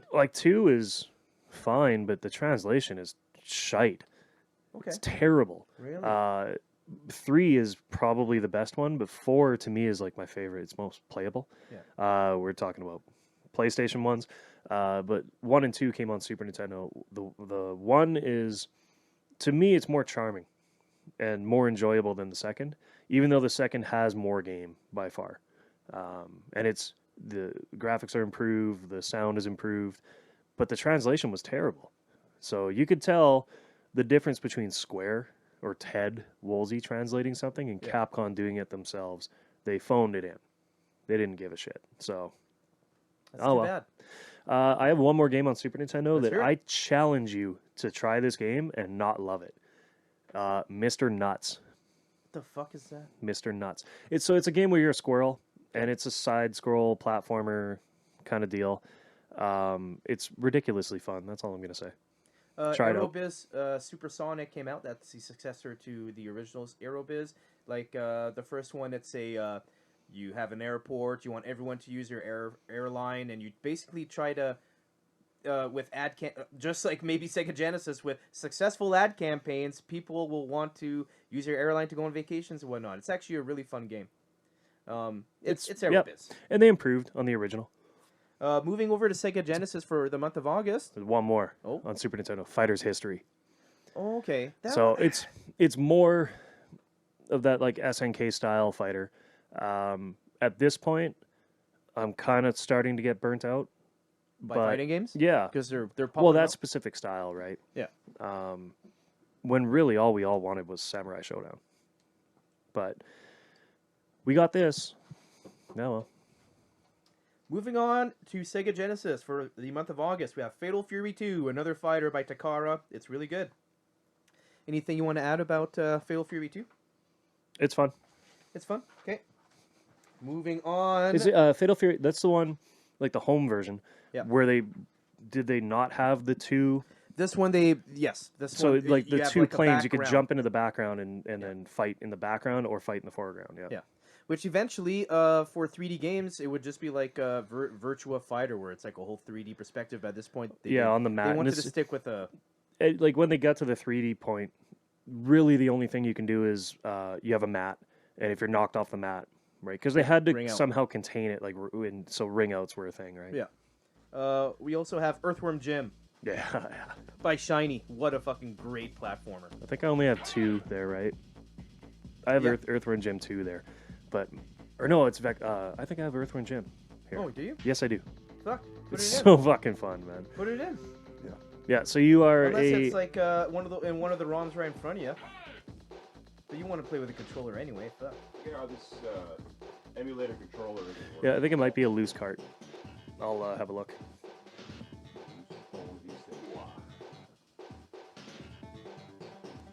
I'll keep going on here, but Earthworm Jim was made by Shiny Entertainment and Playmates Interactive. It came out August 2nd.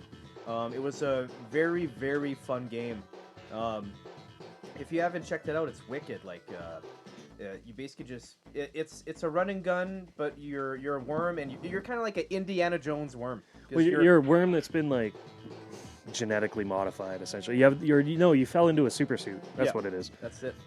So the super suit makes you superhuman, but you're just an earthworm. So, but you can turn your head into like a lasso and swing across caverns and shit. It's stupid fun. The backgrounds are really well drawn and everything. It's very And cartoony. the show came out after.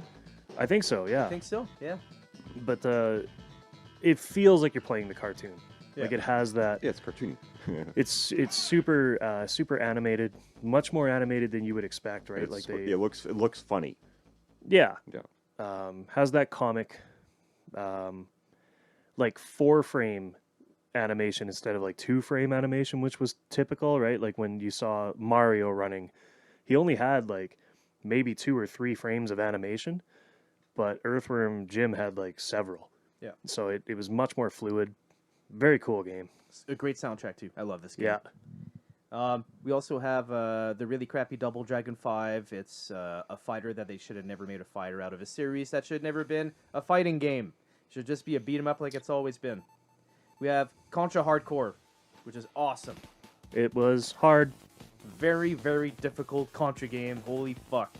So that was a lot of the developers at the time, when they looked at, the Genesis main fan base, they went, no, these guys want like fucking diabolical hard games.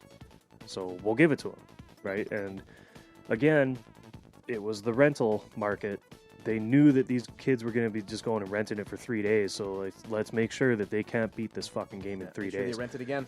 So make it hard, and that's what they did. Yeah. It was I rented that the Super Nintendo variant Contra 3 often. Alien Wars. Yeah. Yeah, it's a tough game. I see it right there, by the way, on your like little 4-in-1 cart. Yeah, it's a great. Yeah, I have a Super Nintendo with Sunset Riders, Contra, Wild Ninja Turtles in Guns. Time, and Wild Guns. So, great game, Contra Hardcore. Yeah. We also have Echo: The Tides of Time. This was a good dolphin swim plat. A lot of people bought this game. It's It's Echo. eh, Second one. It's not a great game. It's an okay game. Yeah. Honestly, it was in a. I like the Echo 1 was in a bargain bin for $5. That's the only reason I own it. That's all I have for August for Genesis, unless you have something. No, sir. That's but we're gonna be moving on to a big chunky September. Yes, and let's stick with Genesis here for September. Yes. I got NHL 95. This right now, the NHL series, they're going nowhere but up. Every single one that's been released so far since 93 has gone better and better. I think this is the first time I actually like beat a season on an NHL game, and it was NHL 95 for Super Nintendo. And you think I would have fucking learned, because they always play better on Genesis. They just always do. And I don't know why I didn't buy it for right. I just got it for Super Nintendo. I think the main reason was because I had a multi-tap at that point for Super Bomberman. Yeah. And so this way I could play. But I believe 95 is the only year where it's not supported. You are correct. There is 1 year where a multi-tap isn't supported, and I cannot remember which one it is. But I'm it very might be sure it's 95. And I don't know why. Maybe they just forgot to fucking put it in. I don't Who know. knows? But yeah, that I was a good wonder. one. I wonder if to have a 4-player or 5-player game, if you somehow had to pay a small license fee to, because think about these, to use Sega peripherals. or no, like the HAL, Oh, okay. right? Like for Super Nintendo. Yeah. So, like the sound chip, every single game released, if it accessed the sound chip, they had to pay a $2 royalty to I see what you Sony. mean. I wonder, If you have to pay extra to make it a 4-player because game. I know Nintendo released their own Yeah. eventually, but at this point, is it only the Hudson Soft 4-player multi-tap? So I wonder if that's why. I don't know. I'll have to look into that more, but that's just speculation on my part. Yeah. We have Tiny Toons Adventures Acme All Stars. This is kind of like a miniature Olympic game that they released for Genesis under the Tiny Toon name. It's actually a lot of fun. It's another Konami hit. Like you can do foot races, hurdles. I think you can play basketball or soccer or something in the game. It's actually a fun game. Also have Mortal Kombat 2. Yeah, and this was again, it was a mass release. It was on every platform the same day. Everything at the same time. This it outperformed Forrest Gump. That's It still made so more money nuts than to me, made man. more money than Forrest Gump. Like that's crazy. That's fucking crazy. I know. Video game. Um, Spider-Man and Venom. just a Maximum little Carnage. bit of firepower on the playground though. Oh, what's up? John Tobias, who's half developer of Mortal Kombat 2. So it was John Tobias and Ed Boon. You put their names backwards, you get Noob Saibot, who's the secret. Like, Secret is that the gray character? I can't remember. It's he's black. It's not He's all green. black. Yeah, Gray is green was Smoke. Reptile, gray was Smoke, Yeah. all black was Noob Saibot. Yeah. Right. He preferred the Super Nintendo version. So fuck you. I like the Super Nintendo version. I honestly, it plays so much closer to the arcade than the Genesis version that I would absolutely play the Super Nintendo version over. Like, I wouldn't even waste my time on the Genesis one. That's how much better it plays. Even though it's all sweat.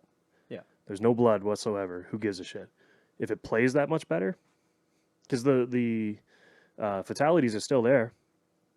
So what does it matter? Yeah.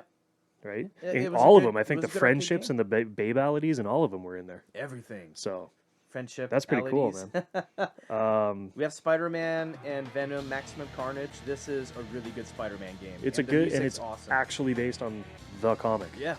Like great. directly based on the comic. So There was- that's cool. Just to get this out of the way, there were only ever 2 good Spider-Man games ever released for both the Super Nintendo and the Genesis.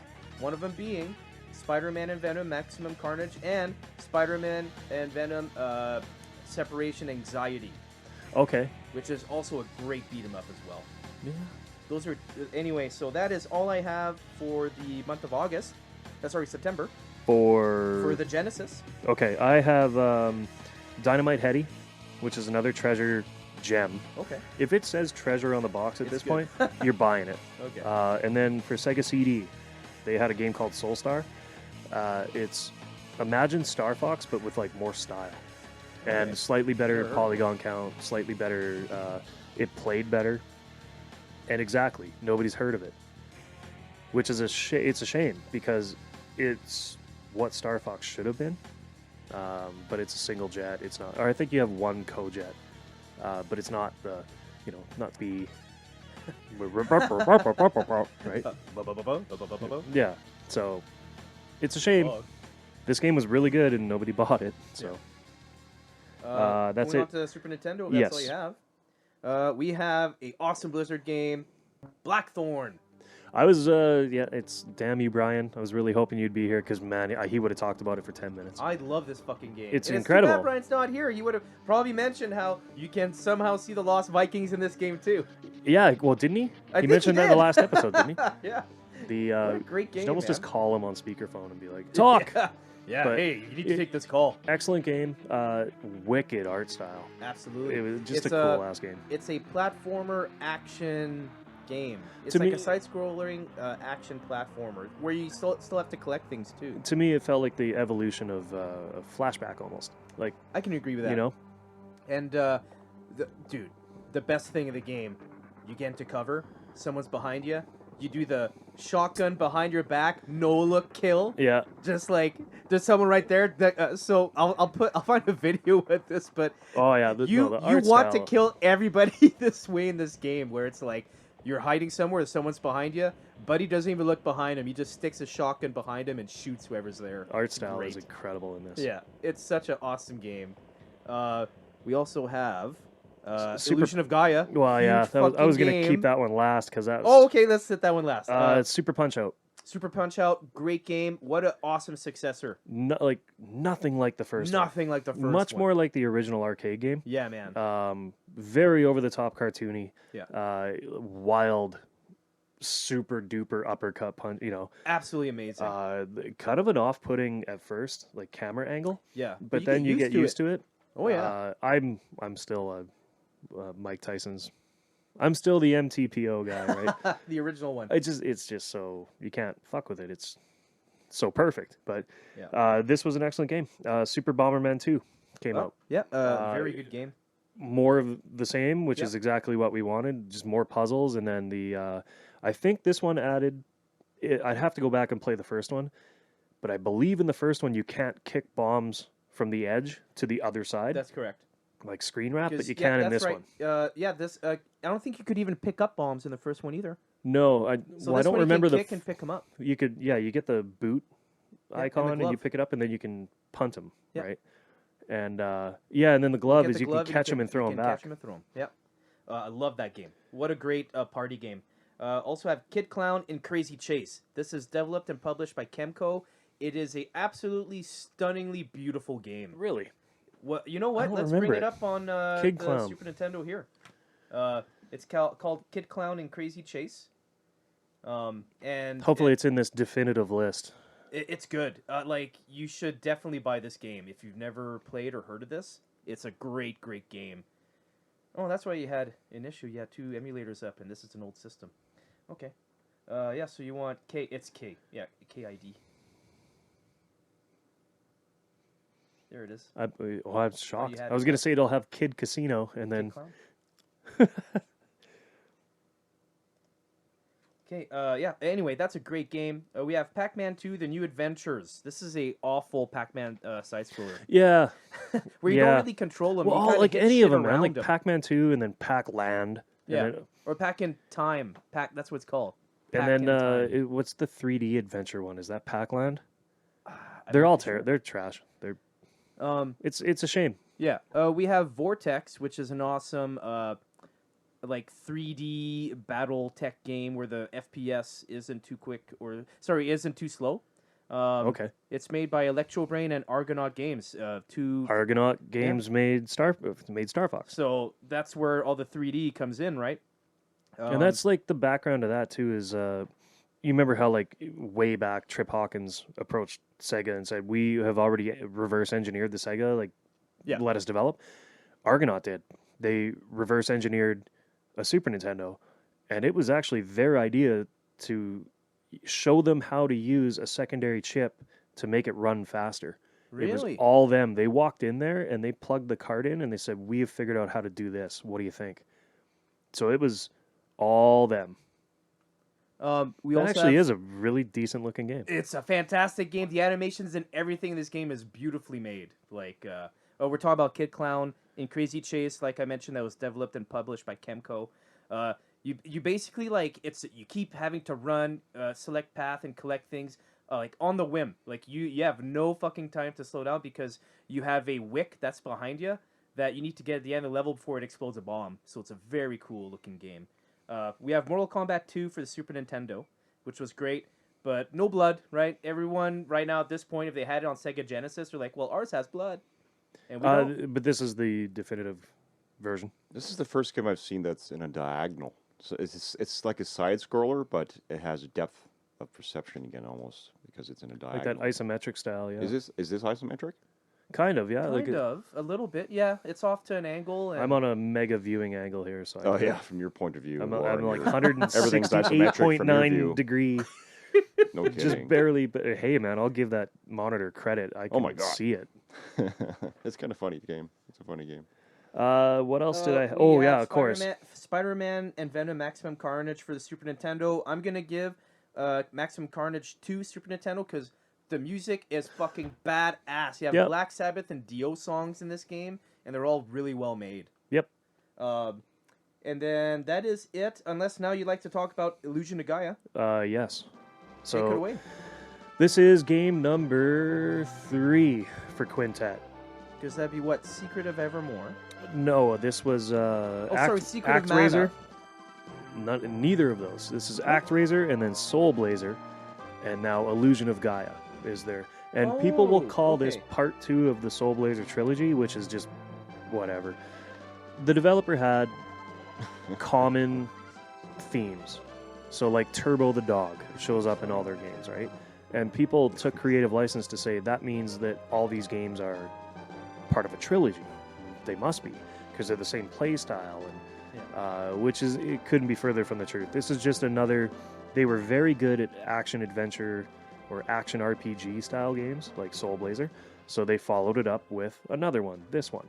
Yeah. Illusion of Gaia is about Will and his friends, like Lily and can't remember how the others, but he has this ability to like use this wind flute and like pull things to him, and he has abilities that other people don't, and he travels the world to these like Inca ruins and the bird thing. Help me out on that one. Mayan Yeah, like area? the big, the Pitfall big Mayan adventures. like the big like phoenix that was like traced out in the desert, Okay. and it's massive, and I can't remember what, but that's all part of the game, right? And so it's Will has the ability to talk to this like queen, this dark queen, and like turn into Freedan, who's a like warrior style and like twice as strong as Will, moves around a lot quicker, has better range, or this like almost looks like Cinder from Killer Instinct. Killer Instinct. Okay. Who he's like totally on fire. He's like blue flame, and he has the ability to like sink into the ground. And in some levels, when you sink into the ground, there's a level below you, right? So you can find hidden areas and stuff. Very cool game. You would kill certain enemies. It would release like a lock for a gate to get through to another part of the level. We've since found out that you can totally manipulate the game and like skip part of these, and when you beat the boss at the end, they just give you all those like health upgrades and power upgrades as if you collected them, so you don't even have to do all of it. You just play the game. Love the game. Create like wicked awesome boss fights. The two vampires still give me nightmares. It's such a hard fight. It has that like trademark quintet final boss where the boss is the whole screen, and you just kind of stand in the middle bottom and attack with like phoenix arrows and stuff like that.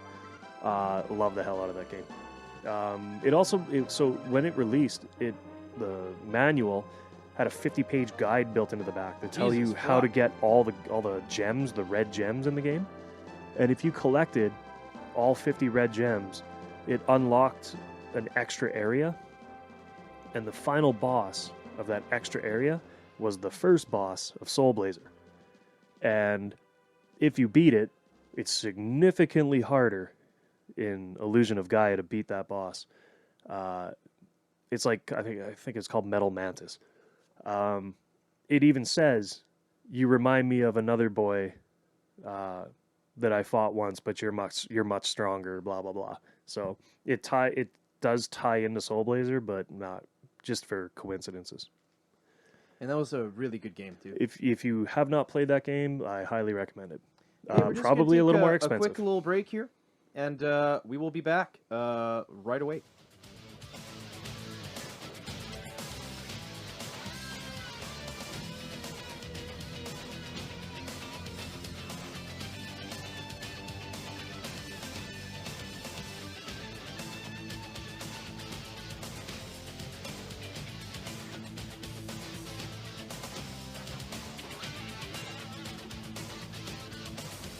$32X comes out in November.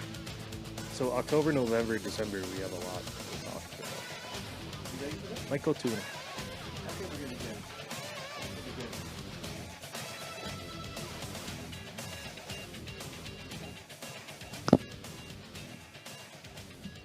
Welcome again, friends, and we're now in October mode for Sega Genesis.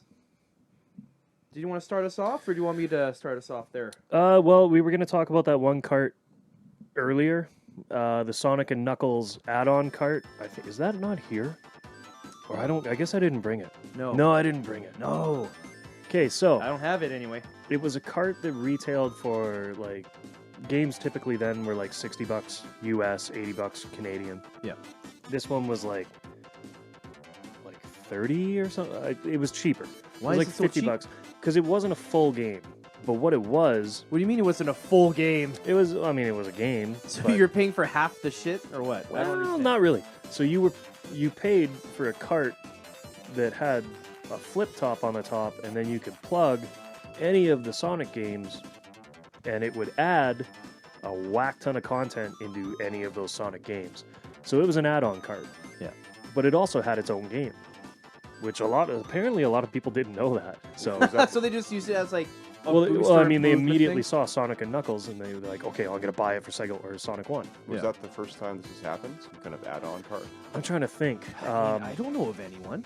Any other ones? I know there was like weirdo like Famicom adapter carts that you could plug in so that you could play like Famicom games in a Nintendo, but I don't remember anybody ever releasing a cart that added content into a game.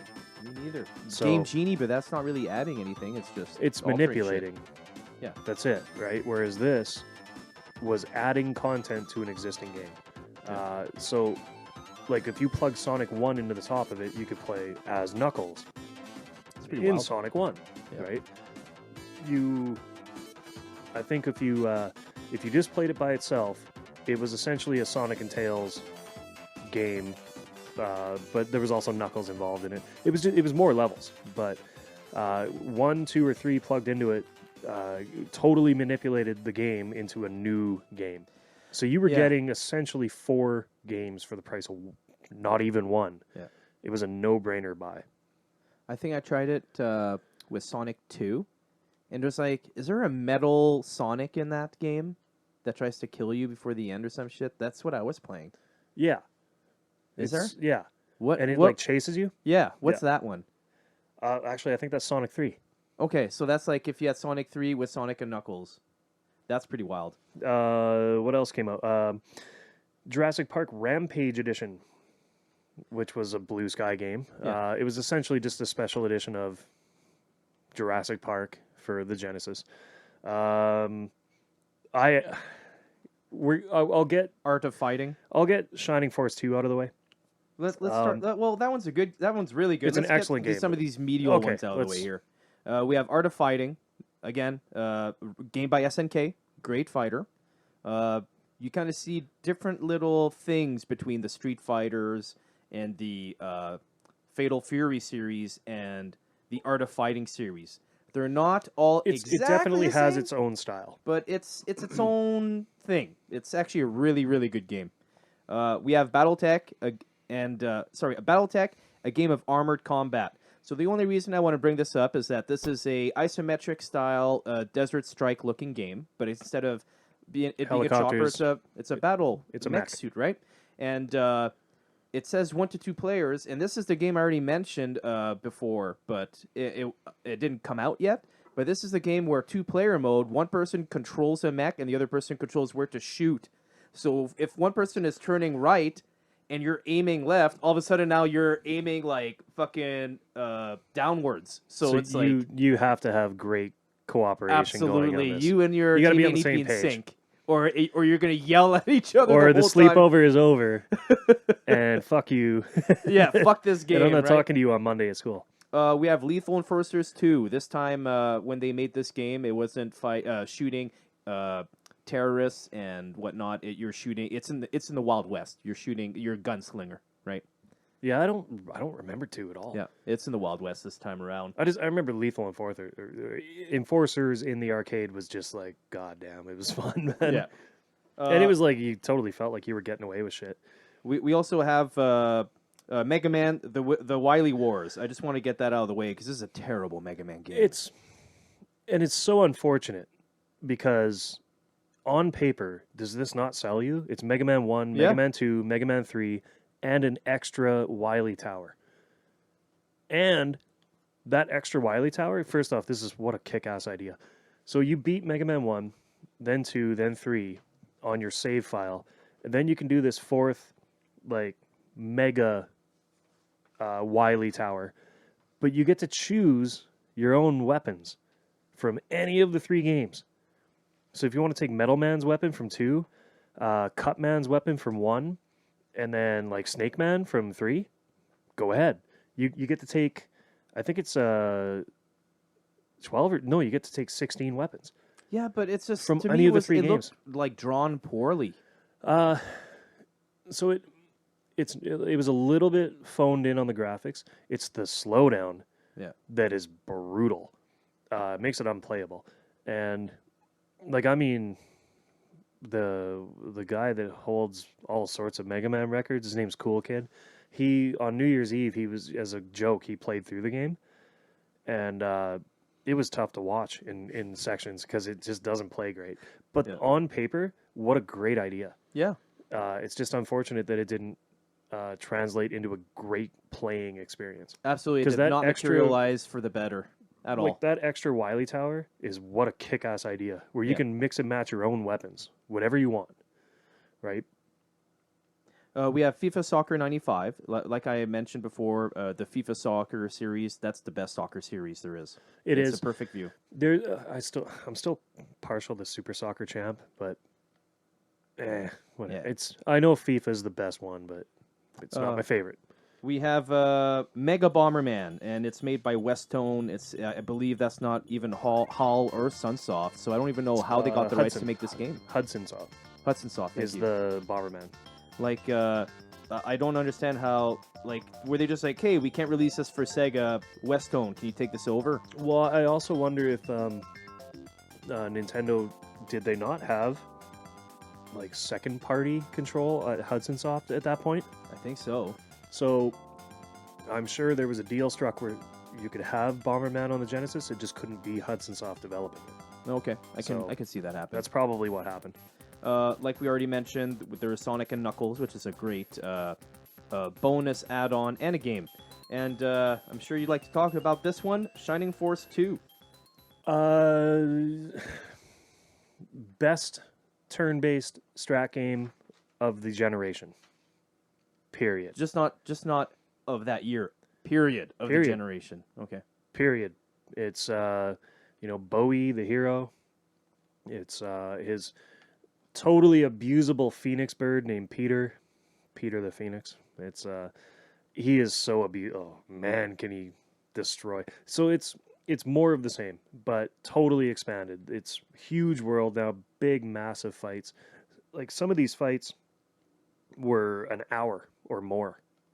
So this was definitely not a turn it on for 15 minutes before going to school kind of game, right?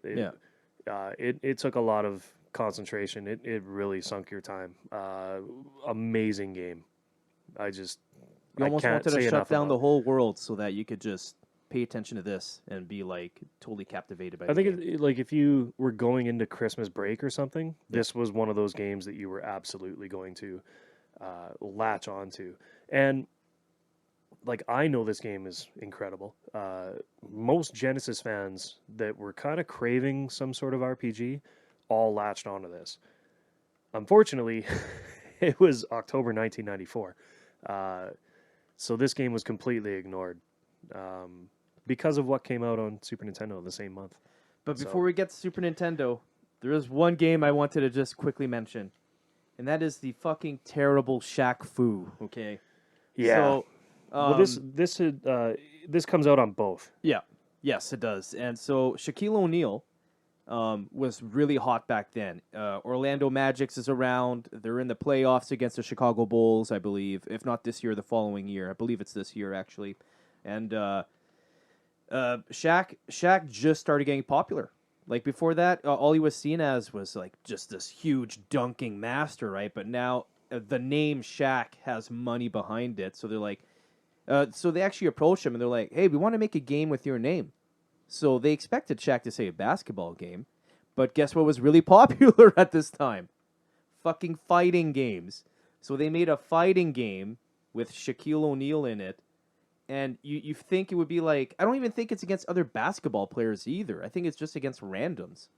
I'd have to check it out, but it's a terrible fucking fighter with Shaq in it. And I'm trying to remember like the birth of the name Shaq Fu. Like they made him an honorary member of a rap group, and I'm trying to remember which fucking, because it wasn't Wu-Tang. No. But like everybody in the group had like something Fu or Kung Fu, so they Yeah. called him Shaq Fu. And that's where all this shit That's came where from. it started. Was And that's where it should have ended, too. 'Cause Yes. This game is fucking awful. because he wasn't even a great rapper. He was just, he invented mumble rap 25 years early.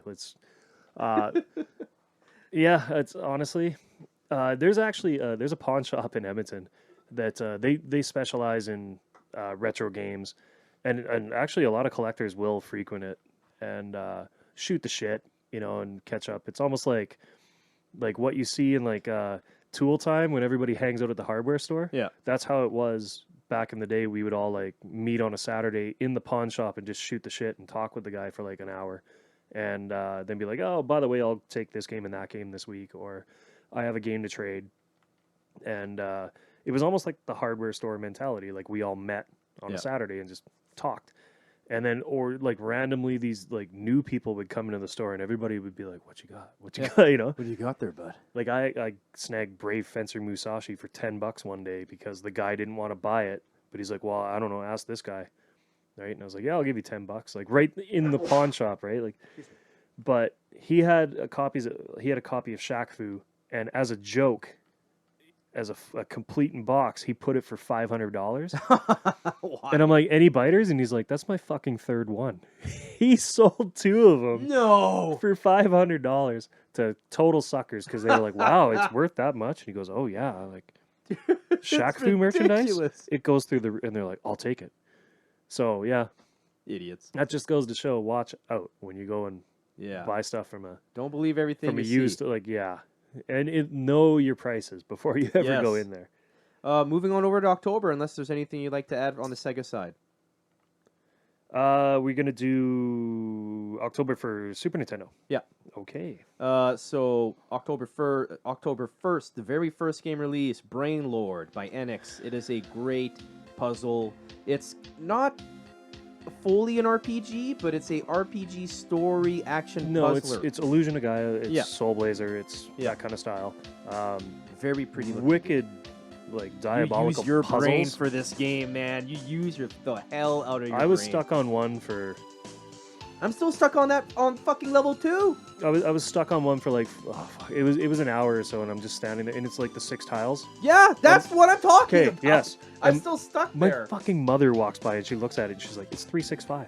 I'm like, "What? How the fuck did you?"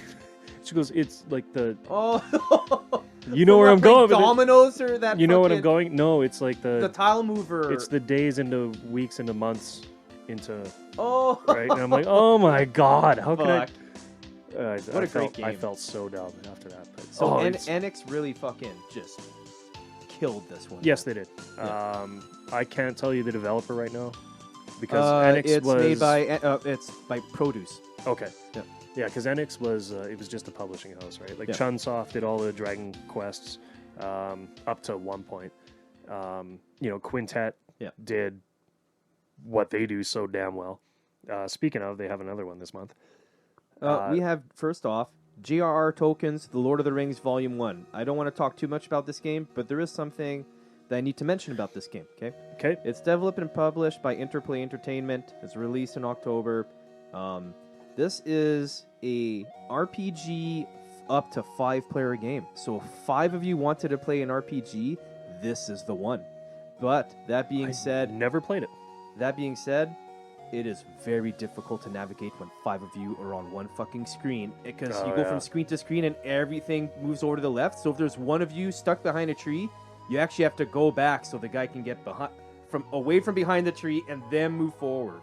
So That being said, if secret, all of you can get Secret of along- Mana, but amped. Yeah, Because that being said, annoyed the though, shit out of me. The game looks shitty, but it plays good. But the game looks shitty, and there's no replay value other than getting 4 friends and you wanting to beat the game. That's the only reason you're going to play this. It's not a fun game, but if you have 4 friends, this is the one you want to play with. Okay. We also have a Mickey Mania, The Timeless Adventures of Mickey Mouse, and this one is kind of a little better. It's made by Sony ImageSoft and Traveler's Tales, but that being said, it's nowhere near as good as the Sega Genesis releases. No, and I think it was once bitten, twice shy at this point. Yeah. After the embarrassment. Ugh. Yeah, that one was high tech. High tech. Fuck high tech. Yeah. NBA Live 95. This is the first awesome basketball so, game. 95 is the first one that actually This has is the first TV one, camera isometric angle. view. All the players are in this one. I even think the commercial for this game showed you that you could do all these wicked dunks and alley oops and shit. Yeah. So then, as kids, because basketball was so fucking hot in the mid '90s. Well, sure it was. Like Michael Jordan, Shaq. Especially fucking '95, because '95 Bulls Bulls in are Orlando. arguably the Yep. greatest team that ever lived, Absolutely. right? And you Golden State Warrior people, just calm the fuck down. Because the Bulls were playing real teams back then, man. Oh, yeah. Sideline triangle, actually banging in the paint. Nowadays, it's like, you just chuck it out to Threeville, right? It was a bruiser game back then. And, Dude. And the Bulls went a full season, and I think, they went 72-10, didn't they? I believe 95 was... So I'm trying. Don't quote me on this, but during 1995, I believe this was either versus Orlando, or was the following year, or this would have been versus Penny Hardaway and the Indiana Pacers. Well, no, because Hardaway was the Magic too. You're thinking... Who might? I know you're thinking Big Ears. Fuck, I forget his name. He is phenomenal, though. Anyway, I believe it was either the Pacers versus Bulls this year, or was Magic versus Bulls. That was the end, finals. Yeah. But that being said, check out NBA Well, no, it Live couldn't have been 95. Magic because they're both East. Yeah. So either way. Anyway, great game. Great by game EA. in EA the year figured of the this one out. greatest NBA team. Yeah. We have Nobunaga's Ambition, Lord of Darkness, I by have Koei. that in my list. Yeah, by Koei. Again, To me, Koei always nails these games. They never fucked a single one up, and that's why they kept releasing them, because people like this game. Oh, yeah. The reason it's in my list is because I rented other ones. I actually bought this one because it had enough replayability to me to actually own it, and it was on sale. So yeah. Moving on, we also have Bubsy 2. What's that? Bubsy 2. Fuck that game. You did not write that one down. Yeah, I did. Fuck that game. Hey, I'm allowed one shitty game in here. Oh, okay, You've had you're right. several. I'm allowed to. You said Rocky and Bullwinkle. And Friends. R-Type 3 came out Great this month. game. R-Type 3, The Third Lightning by Tamtex and Irem out of Japan, Jalico in North America. It's another good R-Type game. It has legs. Yeah. There's The cover kind of sucks compared to Super R-Type, which was a great looking cover. That's the only bad thing I'm going to say about this game. well, and it's in hindsight, it's a shame that this didn't get to hang on to its legacy like Gradius did. Yeah. Like Gradius 5. Holy shit! I think it's on PlayStation 2. Holy shit, is that good? Yeah. R-Type should still be as relevant, but somehow it isn't. I don't know why. Yeah. It's a great series. Well, It's a lot of the fans side scroller went you wanted to to- play on Game Boys. Yes, and it's a lot of the fans. They evolved to top-down. Like vertical, horizontal. Yeah, like bullet hell style, like Radiant Silvergun Yeah. and Ikaruga, and those just took over. Yeah. So, Touhou series. Touhou is kind of like the king of bullet hell. Yeah. Radiant Silvergun and Ikaruga were like the stylish. I still think the greatest ones, but Yeah. treasure. Robotrek by Annex/Quintet. Have you heard of this? Have you seen this? Have you played this? Do I own it complete in box? What a fucking great game. Hey, It's- congratulations! Curtis just beat level 1 of Kid Fuck Clown yes. Crazy Mhm. Chase. I finally figured he out. is so locked into this. I needed to collect all the cards, and I didn't realize I was missing things, and I wasn't. Oh, I thought I was just actually. I thought I was progressing, but maybe the maps were just not very creative. We're It was proud just of the you, same man. map over and over again. What do you think? Is it a fun game? Yeah, it's totally a fun game if you figure out how to progress. Yeah, man. We have Sheen's Revenge. Hang on, the Robotrek.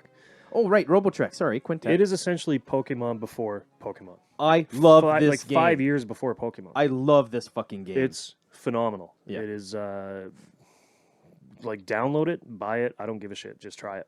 Play this game. It is. I can't speak enough. I can't. Sorry, I can't speak too much about this game, but it is a fucking fun isometric style in the future. Like Lauren said, like a Pokemon Cyberpunk in the future robotic RPG. Like, fuck. Yeah. Where you It's so much send fun. your robot out to. Yeah. Remember, like in episode 1, I talked a lot about PJ. PJ ran terrible games. Okay. Yeah. Well, he finally runs a good one here. Oh. He runs Robotruck, and it's impressive how quickly he can beat that game. Really? Yeah. Okay. And he should not be able to, but he just manipulates the battle system. Yeah. Thanks for emasculating us, you asshole. Other than that, we I just said we have Sheen's Revenge. So the only reason I want to bring this up, because it's made by Vic Tokai, but that's not the reason, is that you can actually use Ooh. the mouse or the Super Scope for this game. So what it is it's kind of like a what do you call those again? Not a light gun game, but it's like a rail shooter. Yeah. Instead of using guns, you use your knife and shurikens. Okay. So you can use the mouse, the Nintendo mouse, instead of controller, because that would be a pain in the ass to aim with the controller with a D-pad, or you could use the Super Well, Scope. like growing up with wild guns, right? It Yeah. is a pain in the ass. Very pain in the ass. So that's the only reason I wanted to bring that one up. We have finally Konami releases Sparkster for Super Nintendo. I thought it was a fun game, but you're probably going to say it's better on Genesis. Honestly, I don't know because I actually never played it on a Super Nintendo. We fired it up there last night. It's a cool game. You're like this Honestly, little dog with a jetpack. If the slowdown is irrelevant on the Super, then yes, it's totally you don't even see it. okay. It's a better game then. Yeah, Immediately, it's a really because pretty game. it definitely slows down on the Genesis. No slowdown from what I saw on Super Nintendo. Super Star Wars: Return of the Super Jedi. Star Wars: The Return of the Jedi by a very funny developer, JVC Musical Industries.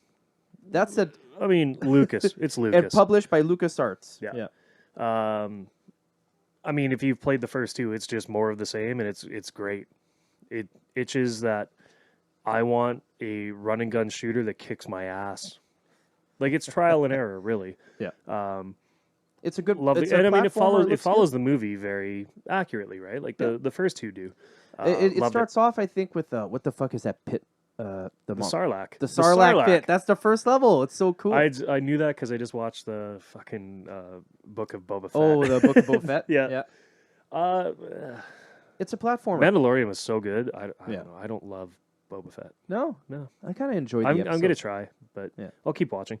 But should we just get to it? What else Hold do you on, have? no, What no. else do you have on the list? I have Earthworm Jim for Shiny, and I just wanted to mention that I like this one more on Super Nintendo just because it looked better and it sounded better. Did it look much better? No. Did it look a little bit better? Yes. Did it sound much better? Yes. The music is fantastic. It's like computer. Yeah, it plays a little slower, a Yeah. little bit, but to me, like another big chunk of this is which controller is more comfortable in your hand. And I mean, it's Yeah. pretty obvious which one is for you. Yeah. If you had that 6 button though, right from release, you get very used to it. Okay. But I still love shoulder buttons, Yeah. Depending on the and game, I guess. I love the Super Nintendo controller. We have really crappy Shaq Fu. We already talked about it. We're not going to Yeah. talk about it again. And finally, it took them a while, but I think Nintendo and both Sega, because they realized this, when they made The Great Circus Mystery, starring Mickey Mouse and Minnie, Capcom came back. Because Capcom's like, maybe they felt their name was getting tarnished by high tech, and the other game, they're like, hey guys, you're fucking up our series. You can't piss with Disney, right? Like, And then Super Nintendo asked Capcom to come back to make the Mickey Mouse games. Because high tech sucked. High tech fucking sucked. and I wonder if Capcom just had their plate was too full too at the time. Maybe, They yeah. had a lot of games. They come out this did, year, dude. right? So, Fuck. and they were all bangers. So, Yeah. right. Like we yeah. covered a lot of them while Mega Man X. Yeah. Right. They had an entire team because Mega Man X2 was clearly under development at this point. So that's half their crew Yeah. because that game made millions for them. So they had to dedicate some of their manpower to that. They probably just didn't have the manpower to cover the Disney games that they wanted to. That would make sense to me. And they had to pick and choose their licenses, right? So, but Mega Man Soccer, like, like, thank you, but Yeah. wow. We have Fire Striker. I believe this is a 4-person hacker slasher. I remember this game. Can you bring up a picture of this game just Yeah, because there's 2 games. I can't remember if Fire Striker is the one where you're a fireman and you're putting out fires, or it's Striker is the up to 4-person beat 'em up hacker slasher. Fire Striker. I'm trying to remember. Fire Striker Super NES. Oh, it's like the top-down... Oh, it's not even remotely what I thought it was. Yeah, it's... Like top-down, top-down, you're like wizards. Yep. And you're like chucking fireballs. Yeah, and- it's like a better version of Gauntlet. Up to 4 players for this. Okay. I might revisit that. Yeah, that's the only reason I wrote it down. I'm like, what? They made a 4-player level of that for Super Nintendo? Yeah, I'm in. That's the last game. Other than, if you wanted to take the floor on this one. Who doesn't know that Final Fantasy VI came out at this point? And there's a lot of pent-up frustration at this point because there are like multiple magazines. I remember Electronic Gaming Monthly about 6 months after Final Fantasy 4 or 2 for us came out. They threw a teaser. Next month we'll be talking about Final Fantasy 3, and it was a picture of what Japan called Final Fantasy 5. In long story short terms, they canceled it. They didn't bring it out here. And it was years. So it was, 1990 is when Final Fantasy 2 released. And we didn't get this until 94.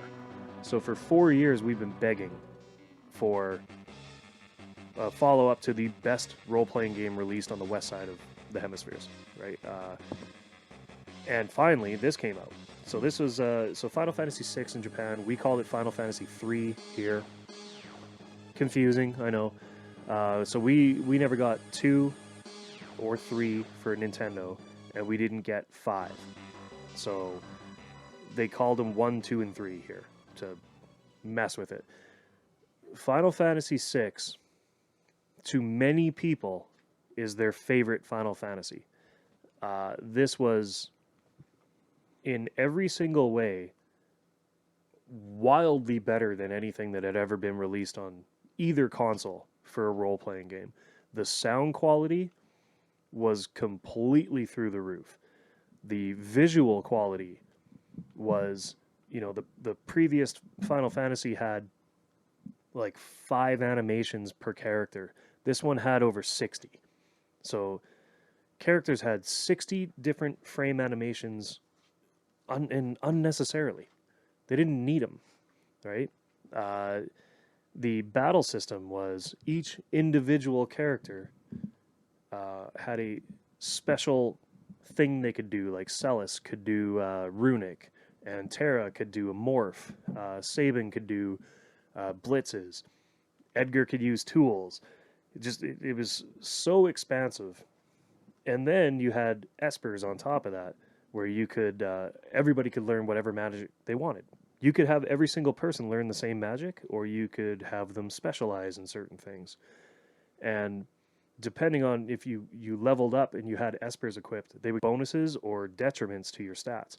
So you could use all that to, develop specific kinds of soldiers and magic users, and it was just, and then the story was The story is through crazy. the fucking roof. And again, Lauren already mentioned this, but the composition for this game is fantastic. Nobuo Uematsu, a lot of people consider this his greatest work. And not 7, not 8. They consider this his greatest work. I can agree. Because of the sound chip music's that he was amazing. working with, right? Like PlayStation had much more capable sound. Oh, absolutely. So this, they consider it his greatest work. For the art, like Sakaguchi, and then the Nomura, the artist. I mean, just like the opening in Narsh is like, holy shit! Like, this is significantly higher quality than the last Final Fantasy. This is significantly higher quality than Dragon Warrior that we knew, even though we never got the Super Nintendo ones.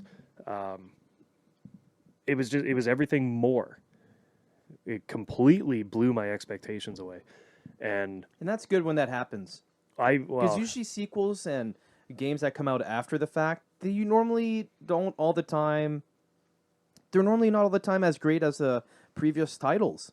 And I mean, at this point, I mean, Mickey Mouse is a perfect example where they did 3 or 4 awesome Mickey Mouse games. Then they had like 2 to 3 shitty ones.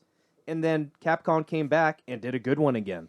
It's like your expectations can be there for good games of ones you already owned.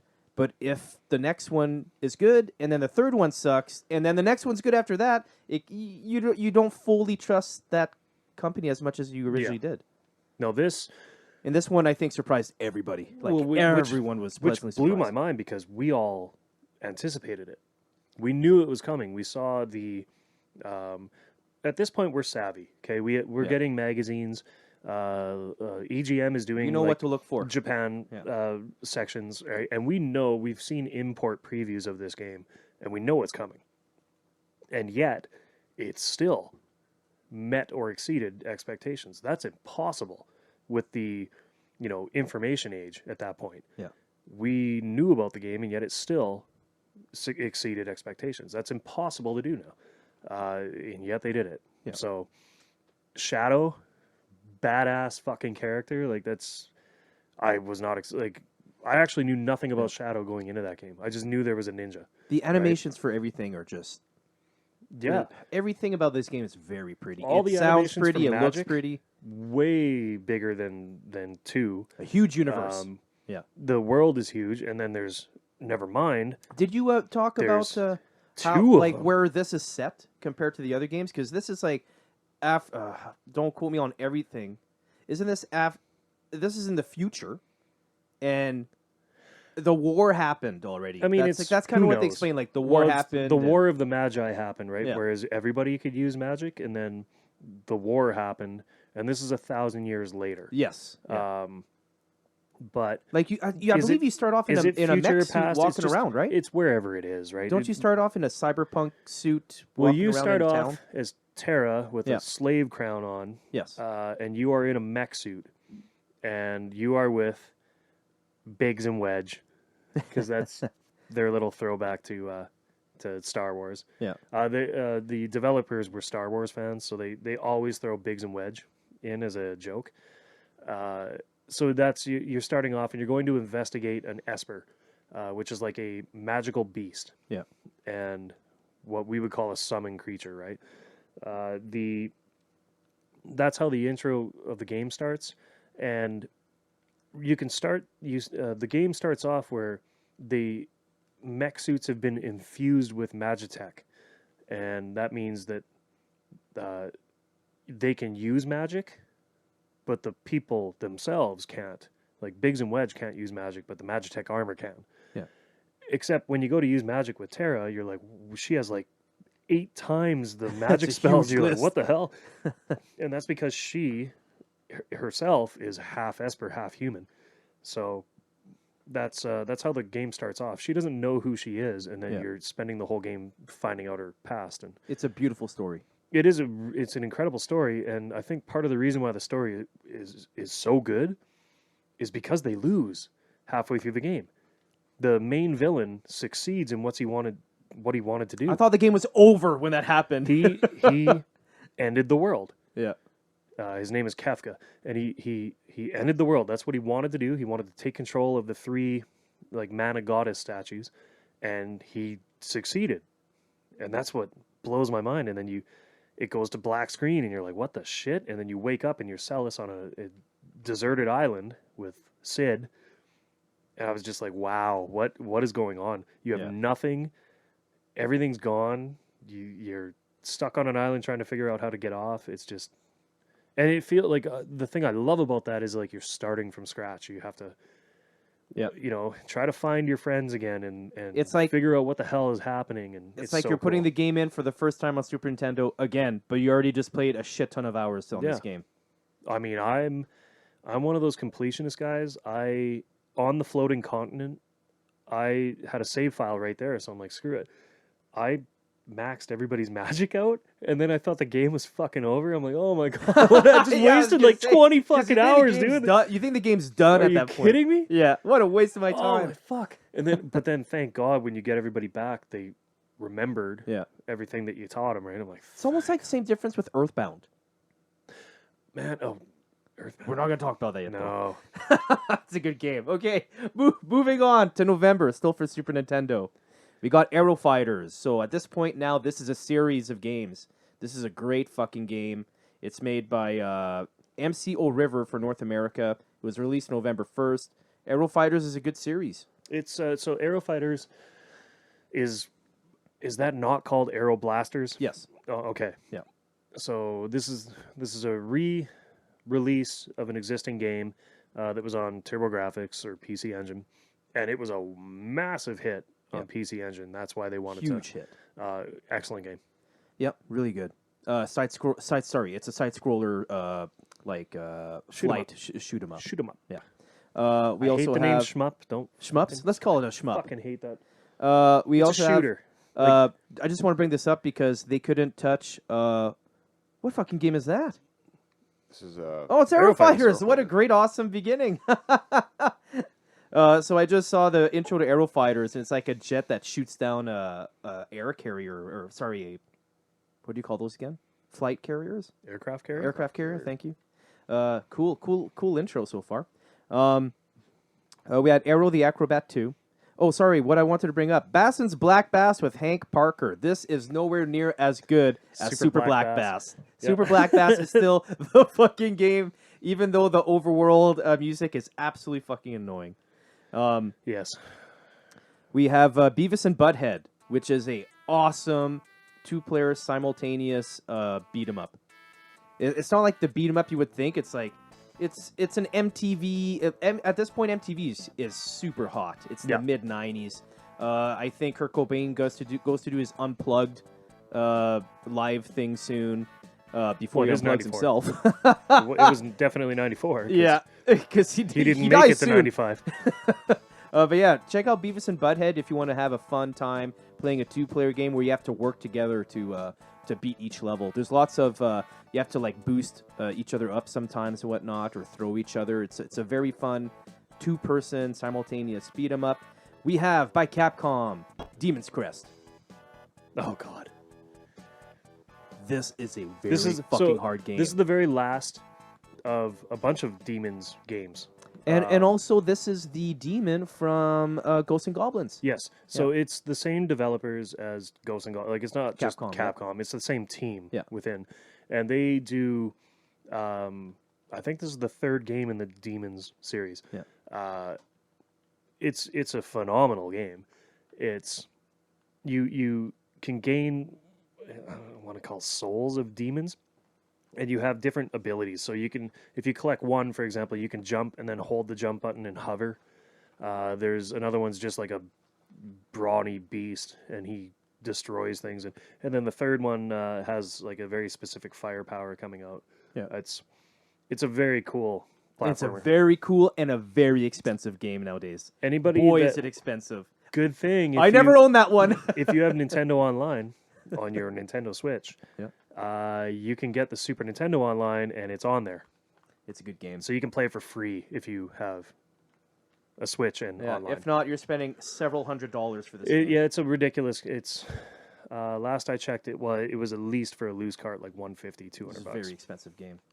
But it's a must-have. Yeah, So it's a good one. whatever you have to do. I'm not saying go illegal routes, but play it. Yeah.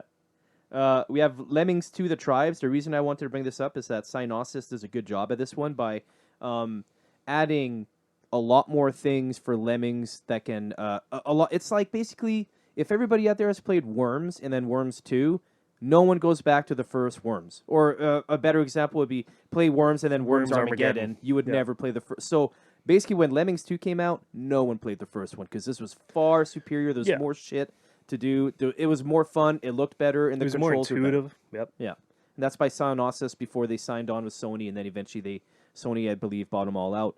We have Madden NFL 95, which is a good game for Super Nintendo as well. Yep. This is the first NFL licensed. It took a while. Madden game. Yep. It took a fucking while. Well, money talks, right? And Yeah. the Joe Montana license, whatever. Yeah. It was kind of locked up, so EA couldn't muscle their way into there. So, But now they got it. yes. EA also released NHL 95, which, like I mentioned for the Sega Genesis, like it would come around in 96, 97, 98, these games just keep getting better. They do not take ever a step back. Not once. Yeah. We have two really shitty movies to games. No Escape, which was, I think, like, what's his name? John Liotta or some shit? What's his name? Ray Liotta? Yeah, Ray Liotta. The guy that's normally in mobster From movies. Goodfellas? Yeah. Yeah, He he's on the means cart. He doesn't mean you're funny looking. Like you're a funny guy. Yeah. This is You're a this is funny a guy. funny game, as in, it's not fun. We also have The Page Master, which is a really shitty fucking movie with, I think, Macaulay Culkin's in it. I can't Right? remember who is actually. I think it's Macaulay Culkin. I always get this and Lester the Unlikely. I mixed could be up. wrong, though. Anyway, it's a shitty game. We have the really crappy Pitfall the Mayan Adventure. Fuck that game. We have Samurai Showdown, Finally. which comes out for Super Nintendo, and Finally. it looks great. Finally. You can behead people. This you is- can chop them in half. honestly, you can maim people. Out of all the SNK, Neo Geo, arcade fighters, King of Fighters, Fatal Fury, Art of Fighting, all of them. Yeah. This is the one we really, really wanted. This is my Samurai Showdown This is my is favorite the one. best one. This is my favorite one, man. This is the only one to me that competes with Street Fighter, Mortal Kombat. Dude, I almost prefer this more than Street Fighter and Mortal Kombat. I'm always going to be a Street Fighter guy. Yeah. The combos are just so intuitive. It's just you get a weapons in this, and when your weapon gets knocked out of your hands, you can still like Fight. kung fu and karate, man. Yeah. It's a beautiful It's a beautiful game. beautiful game, and that's It that's zooms in Neo and Geo it just zooms in and out, that's Neo Geo just screaming out, and it's zooming in and out on sprites. That's the thing. Like it's and it doesn't look crappy when it zooms in and out. That's amazing. unbelievable work. Like that is unbelievable. that is Unbelievable. the height of Neo Geo to I me. 100% And I think it's agree. Samurai Showdown 2 that comes much later is Yeah. is an actual CD game, and it's flawless. Is that the one with the big dude with a ball and chain in it? I think so, yeah. Yeah, And it's that's a but great Neo game. Geo CD is I mean, Phenomenal. if I had unlimited funds, I would absolutely look into getting one. But What did we say? It's like 700. It was 700 or 800 when it came out. what, the CD? Well, the the Neo Neo Geo Geo. when it first came out, I think the console was like $4.99 US. But we're talking like 92. Yeah. Yeah. And then the CD, I think it was like 300 US. But Get the fuck out of here. yeah. Oh my god. But then the games, like the cartridge games, Yeah. were $200. How can you afford Retail. that?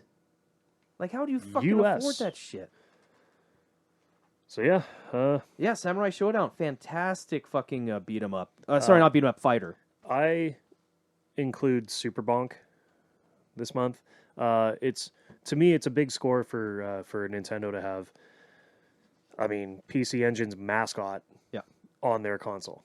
I actually had no idea who that was when that came out. Bonk. I never heard of TurboGrafx or PC Engine. So Bonk's Adventure and Bonk's Revenge to me are like two of the greatest. So you were saying that side-scrolling would be games. like the PC Engine or TurboGrafx 16 mascot. Right? Yeah, it was Mario on the TurboGrafx. So Bonk is essentially it's a prehistoric kid, and he runs left or right. You jump, but then you have to push the not jump the attack button, and instead of attacking or jumping on enemies, he flips and goes head first. So the whole point of Bonk is you headbutt. Yeah. You could also just stand on the ground and tap the action button, and he would headbutt, and then Headbang. yeah, he would headbang.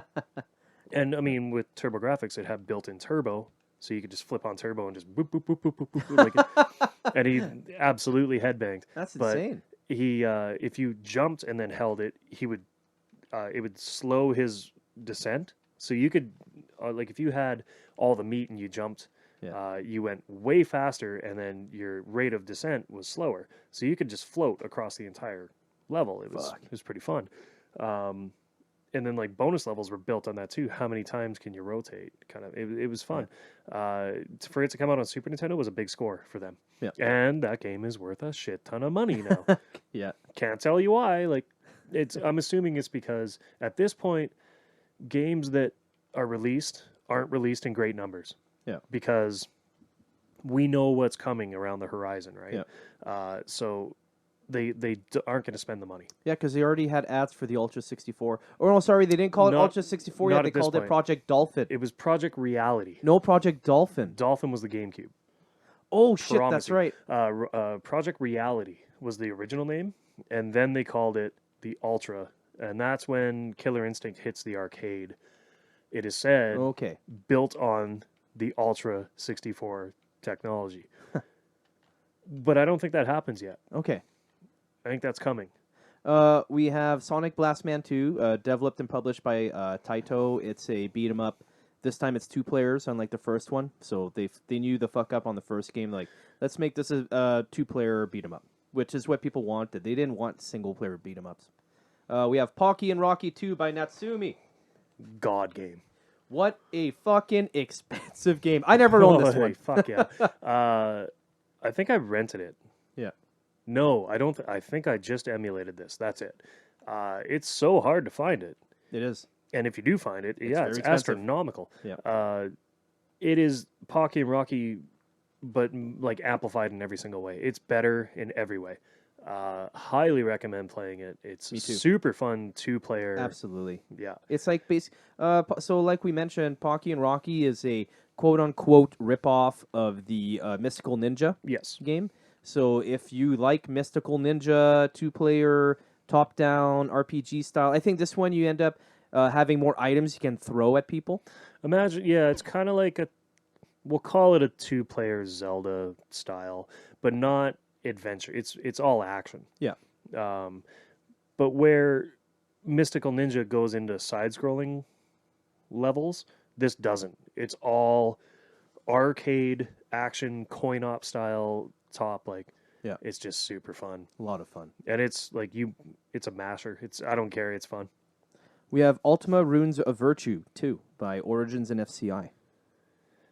Yeah. You didn't like it? Well, not on console. No? No, that's a PC game all the way. I'm sorry, but V11 is what again? 6? Oh, 7. 7. So Ultima 7, The Black Gate comes out. Which Again by Origin and FCI. play it on on PC. Yeah.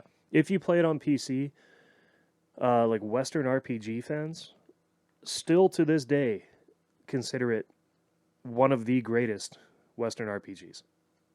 Because it had a day-night cycle. It was way ahead of its time. And we also had X-Men Mutant Apocalypse, which is a great single-player, I believe, beat 'em up. Yes. And the sprites are big. It looks good. The music's really good. This is at the height of X-Men because they had the TV cartoon. Yeah.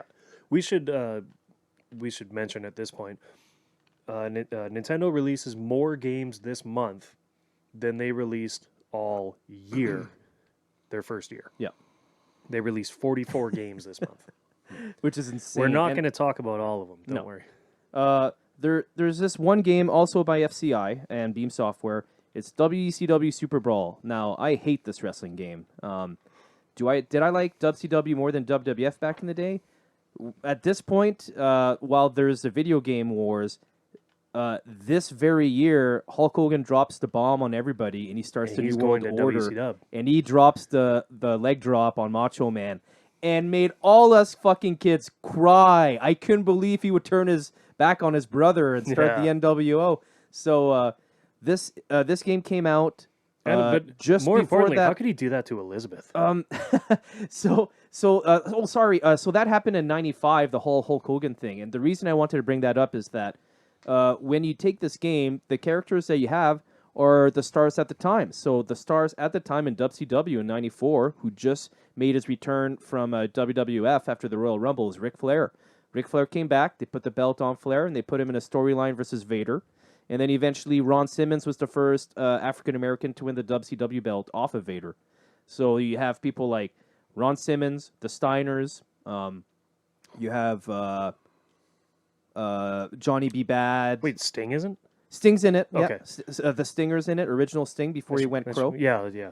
And that should be the Justin first Rhodes. fucking guy you'd say. Come on. so you have like wrestlers, Lex Luger. And, no, Lex Luger was. Lex he Luger was in WWF. Yeah. But the game looks shitty. It's an isometric ring. The finishers look crap. The controls are crap. The sound's crap. It's just crap. Crap. But WWF Raw came out, and I loved this game. I rented this game Oh yeah, right. so Raw. many weekends in a row that I could have just owned the fucking thing. I was a Hitman Heart all the way. You were a Brett Hit. I was Yes. a Razor Ramon guy or 1-2-3 kid. Oh yeah. I love the animations for Razor Ramon when he lifted his arm after victory. He looked like a slimy piece of shit when he, like, you know what I mean? Yeah. Like they got him perfect in that. Yeah, man. they did. Bam He Bam was- Bigelow's in there. You can go to the outside of the ring and use chairs and slop buckets. So Yep. the whole thing is they had a slop bucket in here. Couldn't you throw them into the stairs too? Like if No. you did the You can throw them turnbuckle to the throw? side of the ring and the barricades. Okay. Yeah. I thought it hit the stairs. I think you might be thinking about WWF WrestleFest, Okay. the arcade game, because you go outside and you could take the stairs and Right, throw at yeah, people. the arcade game was so fucking good. Yeah. Still for November, we have. So remember that really shitty mistake Shaq did with his game? Well, guess what? He's not the only one to blame. Michael Jordan. Michael Since the Jordan. Windy City? I'm trying to do this with a straight face. Michael Jordan, chaos in the Windy City. Yeah. EA, go fuck yourself. Why would you do this game? Seriously. Like, you have these two basketball players. Make a fucking basketball game. Don't make a beat 'em up for Shaq, and don't make a side-scrolling fucking beat 'em up for Michael Jordan. This makes no sense. This game sucks. Yep. Moving on, we have possibly the greatest game of the entire month that came out, and not a sleeper, but a massive hit right off the bat, due to the huge, amazingly well done commercial where it's like, here's this game. It's 3D cell shaded. It's only on Super Nintendo, and that's Donkey Kong Country, man. Yeah, that like coupled with the Play It Loud campaign that they built into this. Holy shit!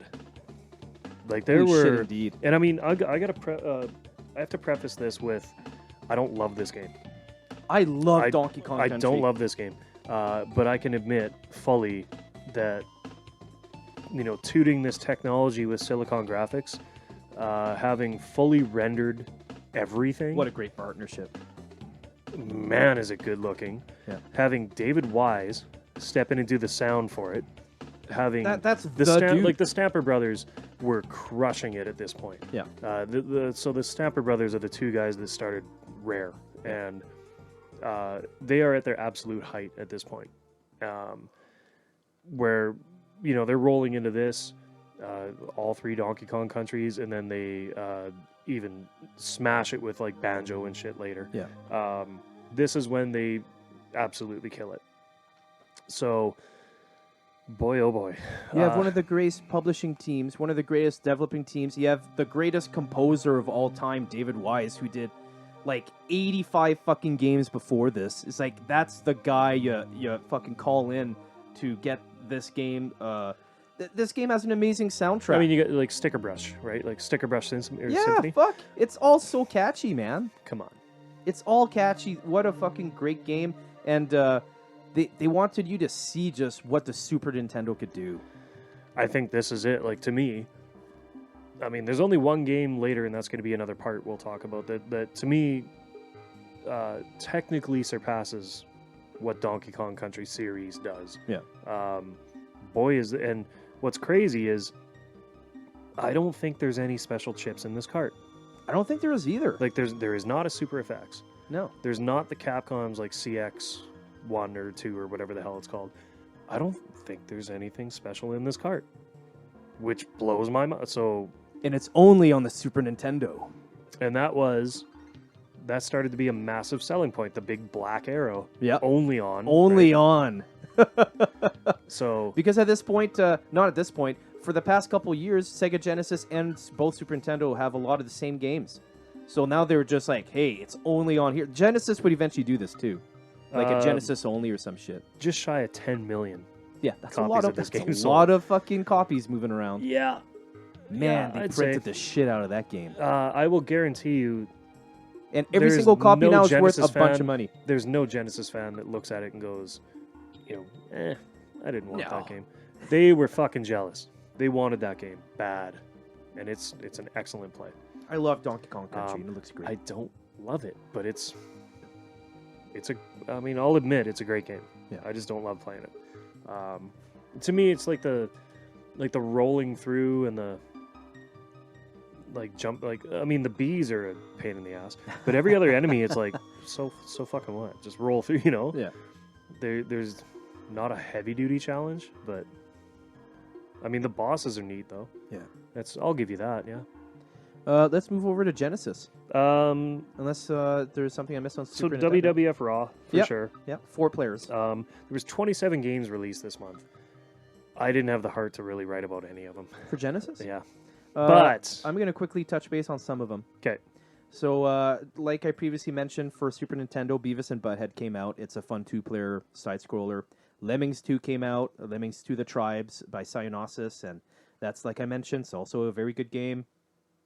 We also have Madden NFL 95 for the Genesis, and I just wanted to touch base on that again, that, like Lauren said, this is the first officially licensed Madden NFL game. So that's a big deal at this point. Mickey Mania, The Timeless Adventures of Mickey Mouse. It's not by High-Tech this time around. It's by Sony ImageSoft, and it's still not that great. I'm sorry. Yeah, Sony's not a powerhouse at this point. No. We have NBA Live 95. I already talked about that for Super Nintendo. It's the first isometric officially licensed NBA basketball. Not the first officially licensed, but the first isometric EA. good Yeah. NBA Live game. We also have Rock and Roll Racing that finally comes out for Sega Genesis, with a awesome soundtrack, great controls. It's a fun 2-player game. It's what was that predecessor? Radical Psycho Machine Racing. Yeah. RPM Racing. And this one's way better because, like you said, the Yeah. other one's flawed. Oh, wildly. No, Yeah. at least they put like flag checks for like in any course where the track overlapped itself. Yeah. So if you had like a figure 8 track, in the original game, you didn't have to do the whole figure 8. You could just keep doing the bottom loop. But now it actually has a check, like checkpoints, invisible checkpoints all the way around that make sure you can't fuck actually do the whole lap. Yeah. Samurai Showdown gets released for Genesis as well. Koei puts out another banger like they always do, Uncharted Waters, New Horizons. It's another Axis and Allies turn-based game where, you take over land. Eventually you want to be ruler of whatever the fuck continent or shit you're on. Of WWF Uncharted Raw Waters. comes out. What's that? Of Uncharted Waters. Yeah, of Uncharted Waters, of course. We have WWF Raw that comes out as well. I did have, that's the one game I put down. I love that game. I put the one game down. You But didn't put me, down Urban Strike? I Urban Strike is always- great. I always loved wrestling games on Super Nintendo more. Me too. Just because. Hold on. I liked wrestling games on Super Nintendo more because of the controls, but Sega Genesis had the good wrestling games off the bat in the beginning, Yes, so that we can't Fair. undermine that. that's fair. Yeah. Also, NFL 95 came out, which eventually that would be the NFL Live series. So I just wanted to mention that. Boogerman, a pick and flick adventure, comes out as well. And like I mentioned, Urban Strike comes out. Urban Strike is the third game in the series of Jungle Strike and Desert Strike, except now you're fighting terrorists, and it's in cities, it's in urban areas, it's on oil derricks. No one is safe. And it's still a very fun game. It looks really good.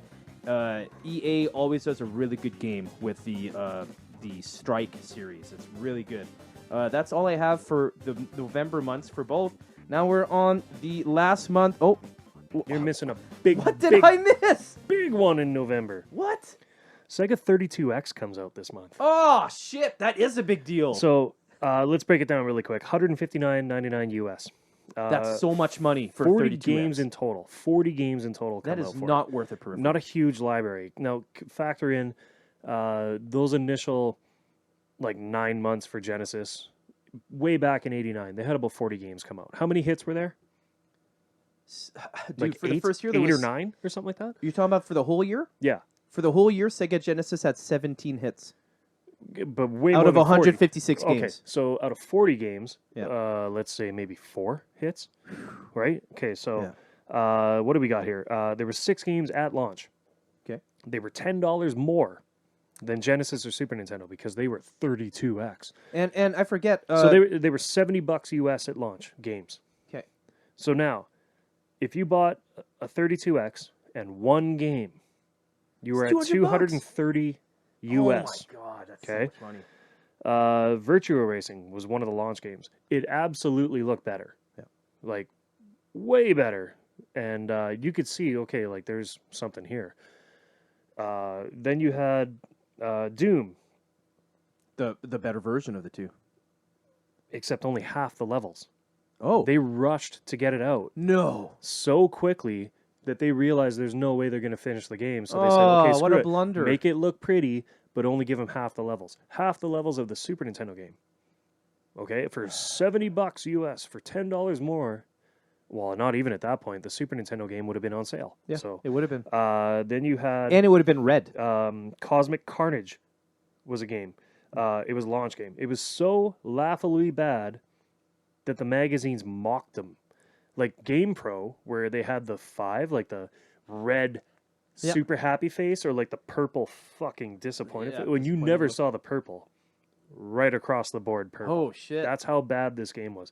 It was actually technically unfinished. It just randomly crashed. It was an unfinished game. They were mocked hard for releasing it, right? Yeah. Then you had... so here's the crazy thing. They had 500,000 units at launch, and that did not meet demand. What? Yes, because people were like, holy shit, a 32-bit system. Everybody went and bought this thing? They jumped on it because... Oh my god. It was hyped so... Remember what Sega... I don't understand. Remember Weren't they what telling Sega people that the does. Sega Saturn was being made? Not yet. Oh, that's so Not in insane America, to me. right? But what does Sega do really well? Hype the Ads, campaigns, shit and out of things, commercials, right? They hyped the shit out of it, and people just went, "Oh my god!" And I remember I can't believe they that had many those, units like, got really sold. fucking weird avant-garde like ads for them that did not make sense, which PlayStation apparently loves because that's all they fucking do nowadays, right? How quick did 500,000 units It was sell? gone. Like, they were gone. In what, a month? It sold out like before Christmas. What? No, they were gone before the end of the year. That's crazy. That's a huge success. Yeah. What do you mean? Yeah, that's a huge. If you can sell 5, that's sold more than the first. But That's more than. here's the thing. That's more than the first round of Nintendos that sold. Remember the Virtual Boy? That was awful. Yes. Guess how quickly it sold? How quickly? Very quickly. But it was awful. Because people thought, Oh, I see. right? Okay. So they just snatched it off the shelf because they're like, wow, the next new Nintendo thing, right? Yeah. But in hindsight, yeah, it's fucking terrible. In fact, that was the downfall of Gunpei Yokoi. The father of the Game Boy, the father of Metroid, Yeah. designed the Virtual Boy. Poor guy. That was it. He left Nintendo after that. That's sad. Yeah. It's pretty sad. But then he designed the Wonder Swan, which was like Bandai's portable console, and it was really good. And then he died of a car crash. Rest in peace, bud. Yes. Sad. Anyway, let's go back to the virtual. Hold on, wait. Can 32X. we So- please 32X? Can we just say how disgustingly ugly this thing looks? It's like basically it looks like a tumor that you're putting into Yeah, your it's Genesis. a goiter coming out of the top of your Genesis. It looks like your Genesis has a gigantic tumor. So man. if you're keeping track, you currently right now can have a Sega CD, and then a Genesis on top of it, and then a 32X on top of that. All three of which have their own fucking AC adapter. That's So crazy. now you need a power bar. You need 2 power bars. You need a power bar just to run your console. Yeah. Then you can have a Game Shark, That you put and in the then Genesis. a Sonic and Knuckles. Sonic and cart, Knuckles on top and of the then Game Shark. Sonic 1, 2, or 3 Sonic on top on top of of Sega that. So Knuckles. currently your console is approximately 18 inches tall. I'm gonna have to put a picture up of this. Yeah, you got to show the Tower of Power. The Tower of Power. Okay. But the 32X, to me, in hindsight, Yeah. it's a dismal failure. But it's sold like It's hot sold pockets. so fast, and I don't understand how. But games were $10 more, Yeah. which was a ripoff. And then, never mind, now you have a 32X and a Genesis and a Sega CD. What if you designed a game that used 32X and Sega CD together? So it's a Sega CD game, but it uses the extra power from the 32X. Oh my god. This released in November. It's called Supreme Warrior.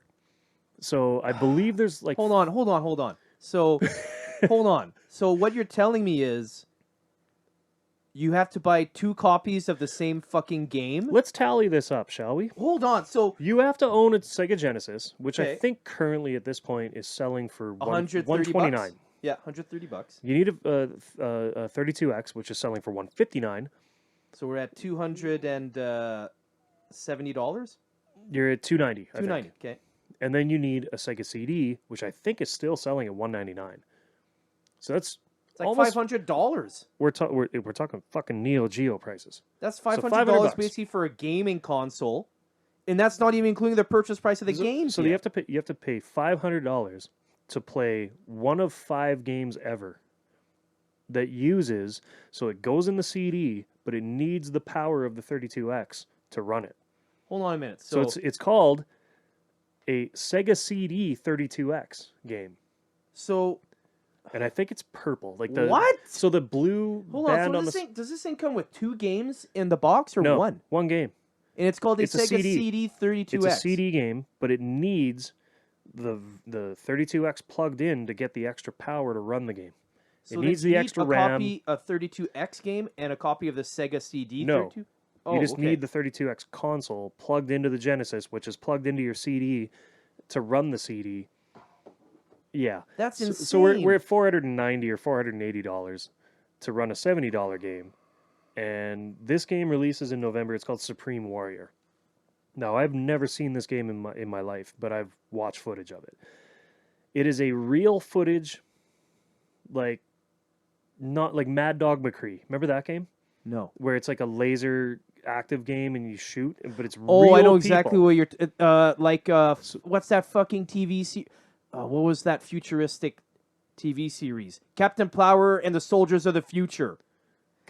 They had a VHS where you had a gun, and every time Yeah, yeah, something so- flashed, you had to click. Same idea. Okay. But not. It's not a shooter. It's not like Mad Dog McCree. So it's real footage. Okay. And then, fucking, man, over top of it is digitized arms.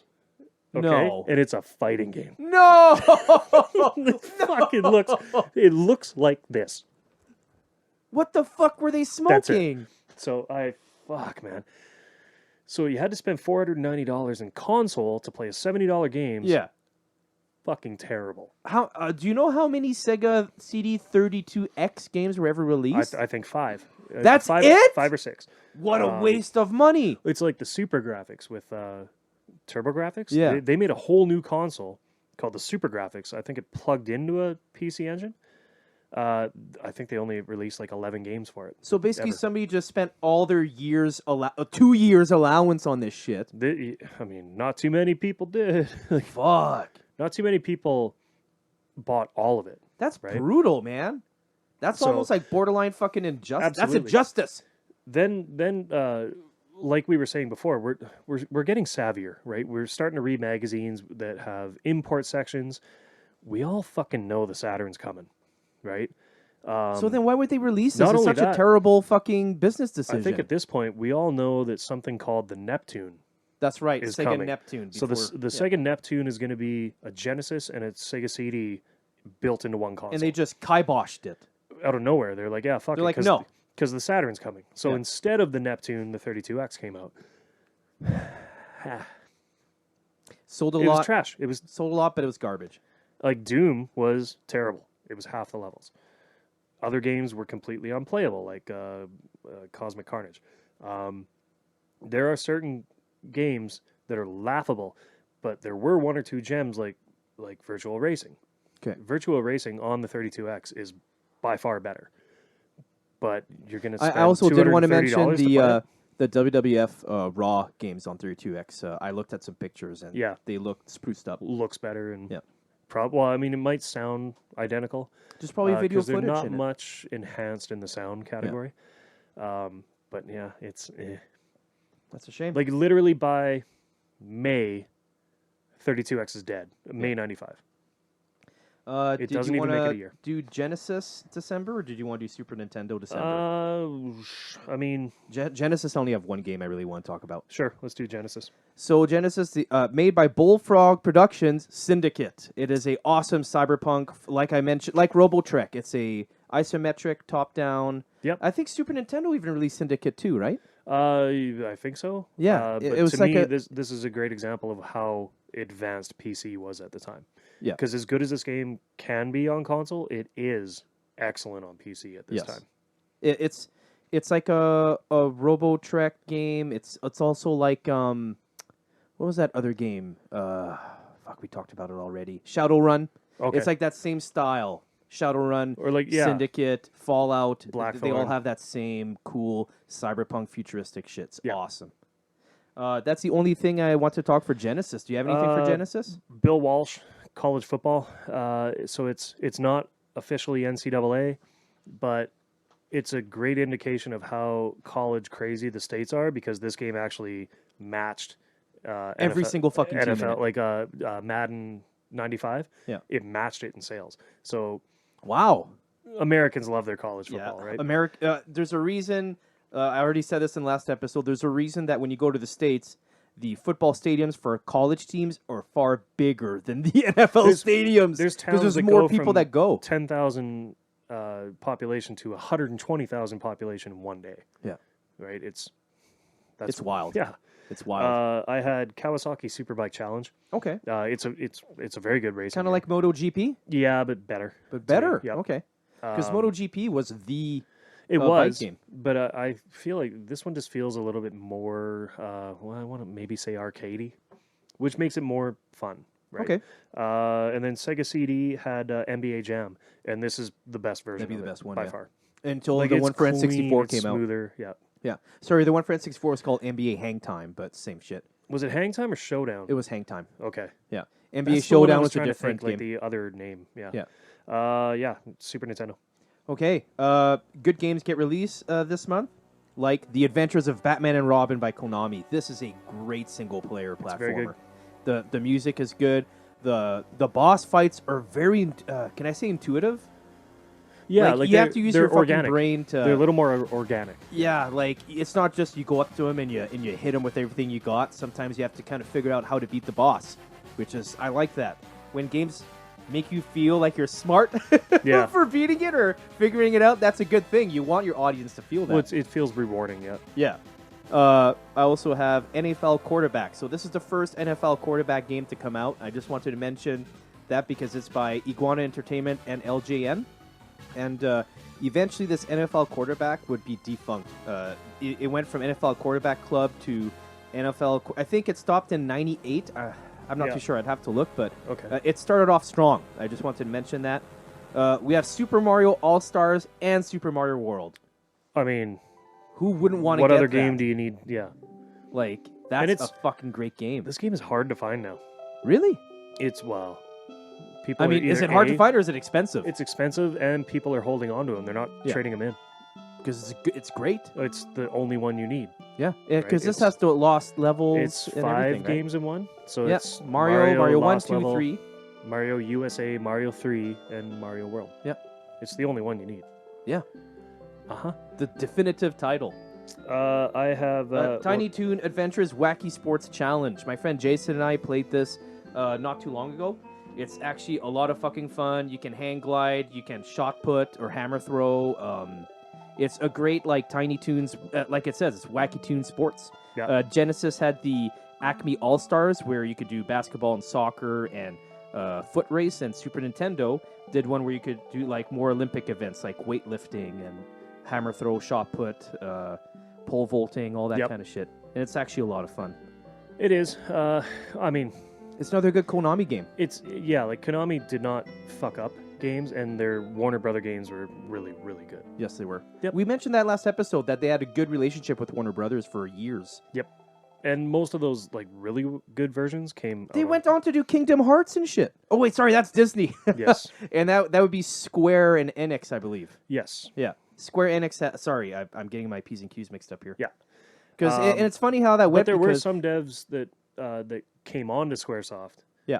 And then got involved with the Kingdom Hearts series. Yeah, because at first it was Sega in-house, like I mentioned, and then Capcom, and then High Tech fucked it up, and then now we just have a good Square Enix eventually took and did Kingdom Hearts, and it's cool when video game companies have a good tie-in with a movie or something, and it does really good, and then maybe they're like, hey, the game did really good. How about we make another fucking movie and maybe another game will come out? Sometimes that's probably a good thing, right? Fuck.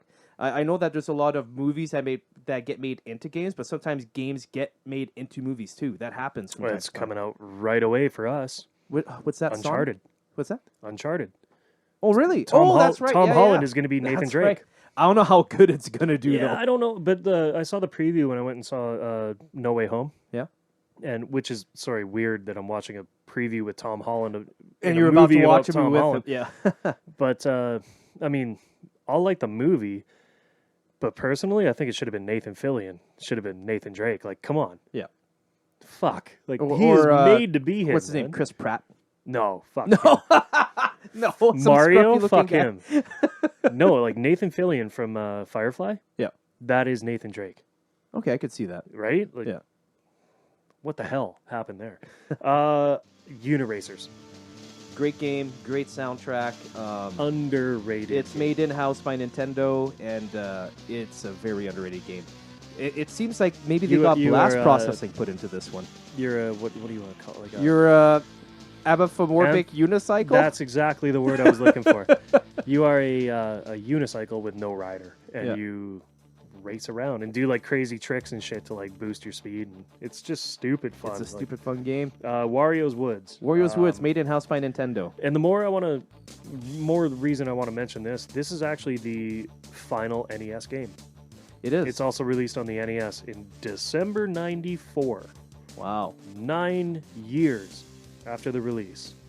It's a good This is it. stretch. This is the final game for NES. Or at least the final good one. No, this is the final, Oh, it's a final one. like, Nintendo first-party game. Final one. Okay. That's it. They never make another game for the NES after this. Well, this one's good. Tetris and Dr. Mario. Hold on a minute. Warriors Woods for Nintendo is a different game than Warriors Woods for Super Nintendo. No, it's the same game. I thought Warriors Woods for Nintendo was a platformer, side-scroller. No, it's a puzzle game. Oh. Okay. You're thinking Wario Land on Game Boy. Oh, okay. Or the platformers. Yeah, my bad. The Tetris and Dr. Mario. Great. Why wouldn't you want both games in one? Perfect. Great. And then Lion King. That's the last that one I game. got for Super Nintendo. Fuck that game. The game sucked. Movie's good. Game sucked. We talked about Genesis already, so the only thing I have left to mention for December 1994 Sure. is this, relatively unknown thing called the Sony PlayStation comes out in Japan, Yeah. and that's gonna kind of bring us into the next part. To the final chapter, man. This is the ominous fucking cloud coming from the east. Yeah, and they are still pissed. They're They- still pissed at Ken Nintendo. Kutaragi has a personal fucking vendetta. He is absolutely furious with Nintendo Absolutely. and how they treated him, man. How they The- treated the entire brand. So this is really going to set the tone for what's coming in '95. Yeah. And yeah, Nintendo should have never done this. They should have never. They basically like woke up an angry bear, is what they did. yeah. Dude, it's such a ridiculous high school thing to go to an award show and Sony goes up and they're like, hey, yeah, we have a partnership with Nintendo. We can't wait. Look, this is what we're going to do. It's going to be a Super Nintendo CD add-on. Super Nintendo, the Sony Super Nintendo, right? A CD-based Nintendo. And then literally the next day, Nintendo goes, oh, hey, we're doing a CD-based game with Philips. Those Sony guys are fucked. We're not doing anything We're with them. pleased to announce a partnership with Philips. Yeah, dude, that's like shooting yourself in both feet. Like, Yeah, so that's if you're curious what's coming up in part 4, that's the brunt of it. Yeah, we're and gonna it's have not the just Sony them come too. out. Sony absolutely fucks Sega over too. Yes, And and we're it's- gonna it have is Sega such- Saturn come out. Such a classy way. Yes. I can't wait to talk about that. There's a lot of cool things upcoming. New technology gets brought out. The CD is everywhere now. Like, Yes. people used to do cassette tapes all the time. Now CDs are out, and that's what everybody wants to jump on. But is there anything you want to close with? Yeah, like sorry the- for talking so long, you guys. But imagine if we talked about every fucking game. Like 1994 was forget such about a it. big year. We knew right off the bat we're not doing 95 with this. Every CD system up to this point has fucking zero copy protection, by the way. So you can burn games. The only problem was you needed to have like $800 for a CD burner at that point. Oh, yeah. So you couldn't afford it. But every CD system from this point on has some kind of copy protection. So if you had a Sega CD or a TurboGrafx CD or PC Engine CD, you could copy those games to your heart's fucking content. Were those compact disc patented or not? Yes. Okay. So everybody So was paying compact Sony disc and JVC patent. the license for using the CDs, right?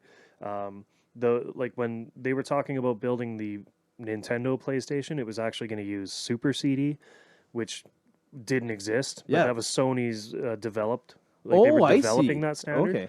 And then it got dumped when they decided they were going to do the PlayStation, right? It's kind of like the same difference with what was that, VHS and Beta, and then eventually what would be HD DVD or Blu-ray. Is this where we just openly say Beta was better? Beta was better. It's openly better. I love. Don't get me Had wrong. I love higher VHS, but scan Beta was lines, good. had better audio. Yeah. Everything about Beta was better. Just no porn.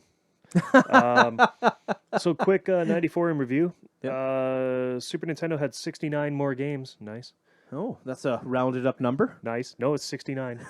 Specifically 69 more games. Good on them. Top 10 in the US. There was one Super Nintendo game, one Genesis game, and everything else was multi-platform. In the Japan, 100% Super Nintendo. Yeah, no one cared. Not about even the fucking Sonic 3 Genesis. cracked the top 10. Wow. Commodore and Trade West went out of business. So sad. That is the sad. Commodore, I mean, the Commodore Trade 64, West was a great Amigas. Trade West made some great games. Battletoads. Neversoft starts.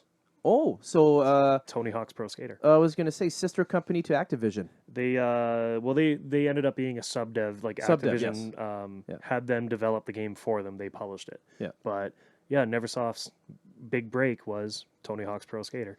They were developed this year. They incorporated. And Silicon and Snaps officially renamed to Blizzard. Yeah. That's the year. And then I believe there was also another I believe it was Activision almost went out of business this year. No, that was last year. A division of Activision went bankrupt. Okay, well, there's another company this year that almost goes out of business, but I can't fucking. I mean, I had it written in my notes, but I can't remember who it was. I remember like last year's. I put, "Stop me if you've heard this." Yeah. Yeah. Activision goes bankrupt, but I think it's been every year they've had a division go into Chapter 11. Right? Yeah, there's.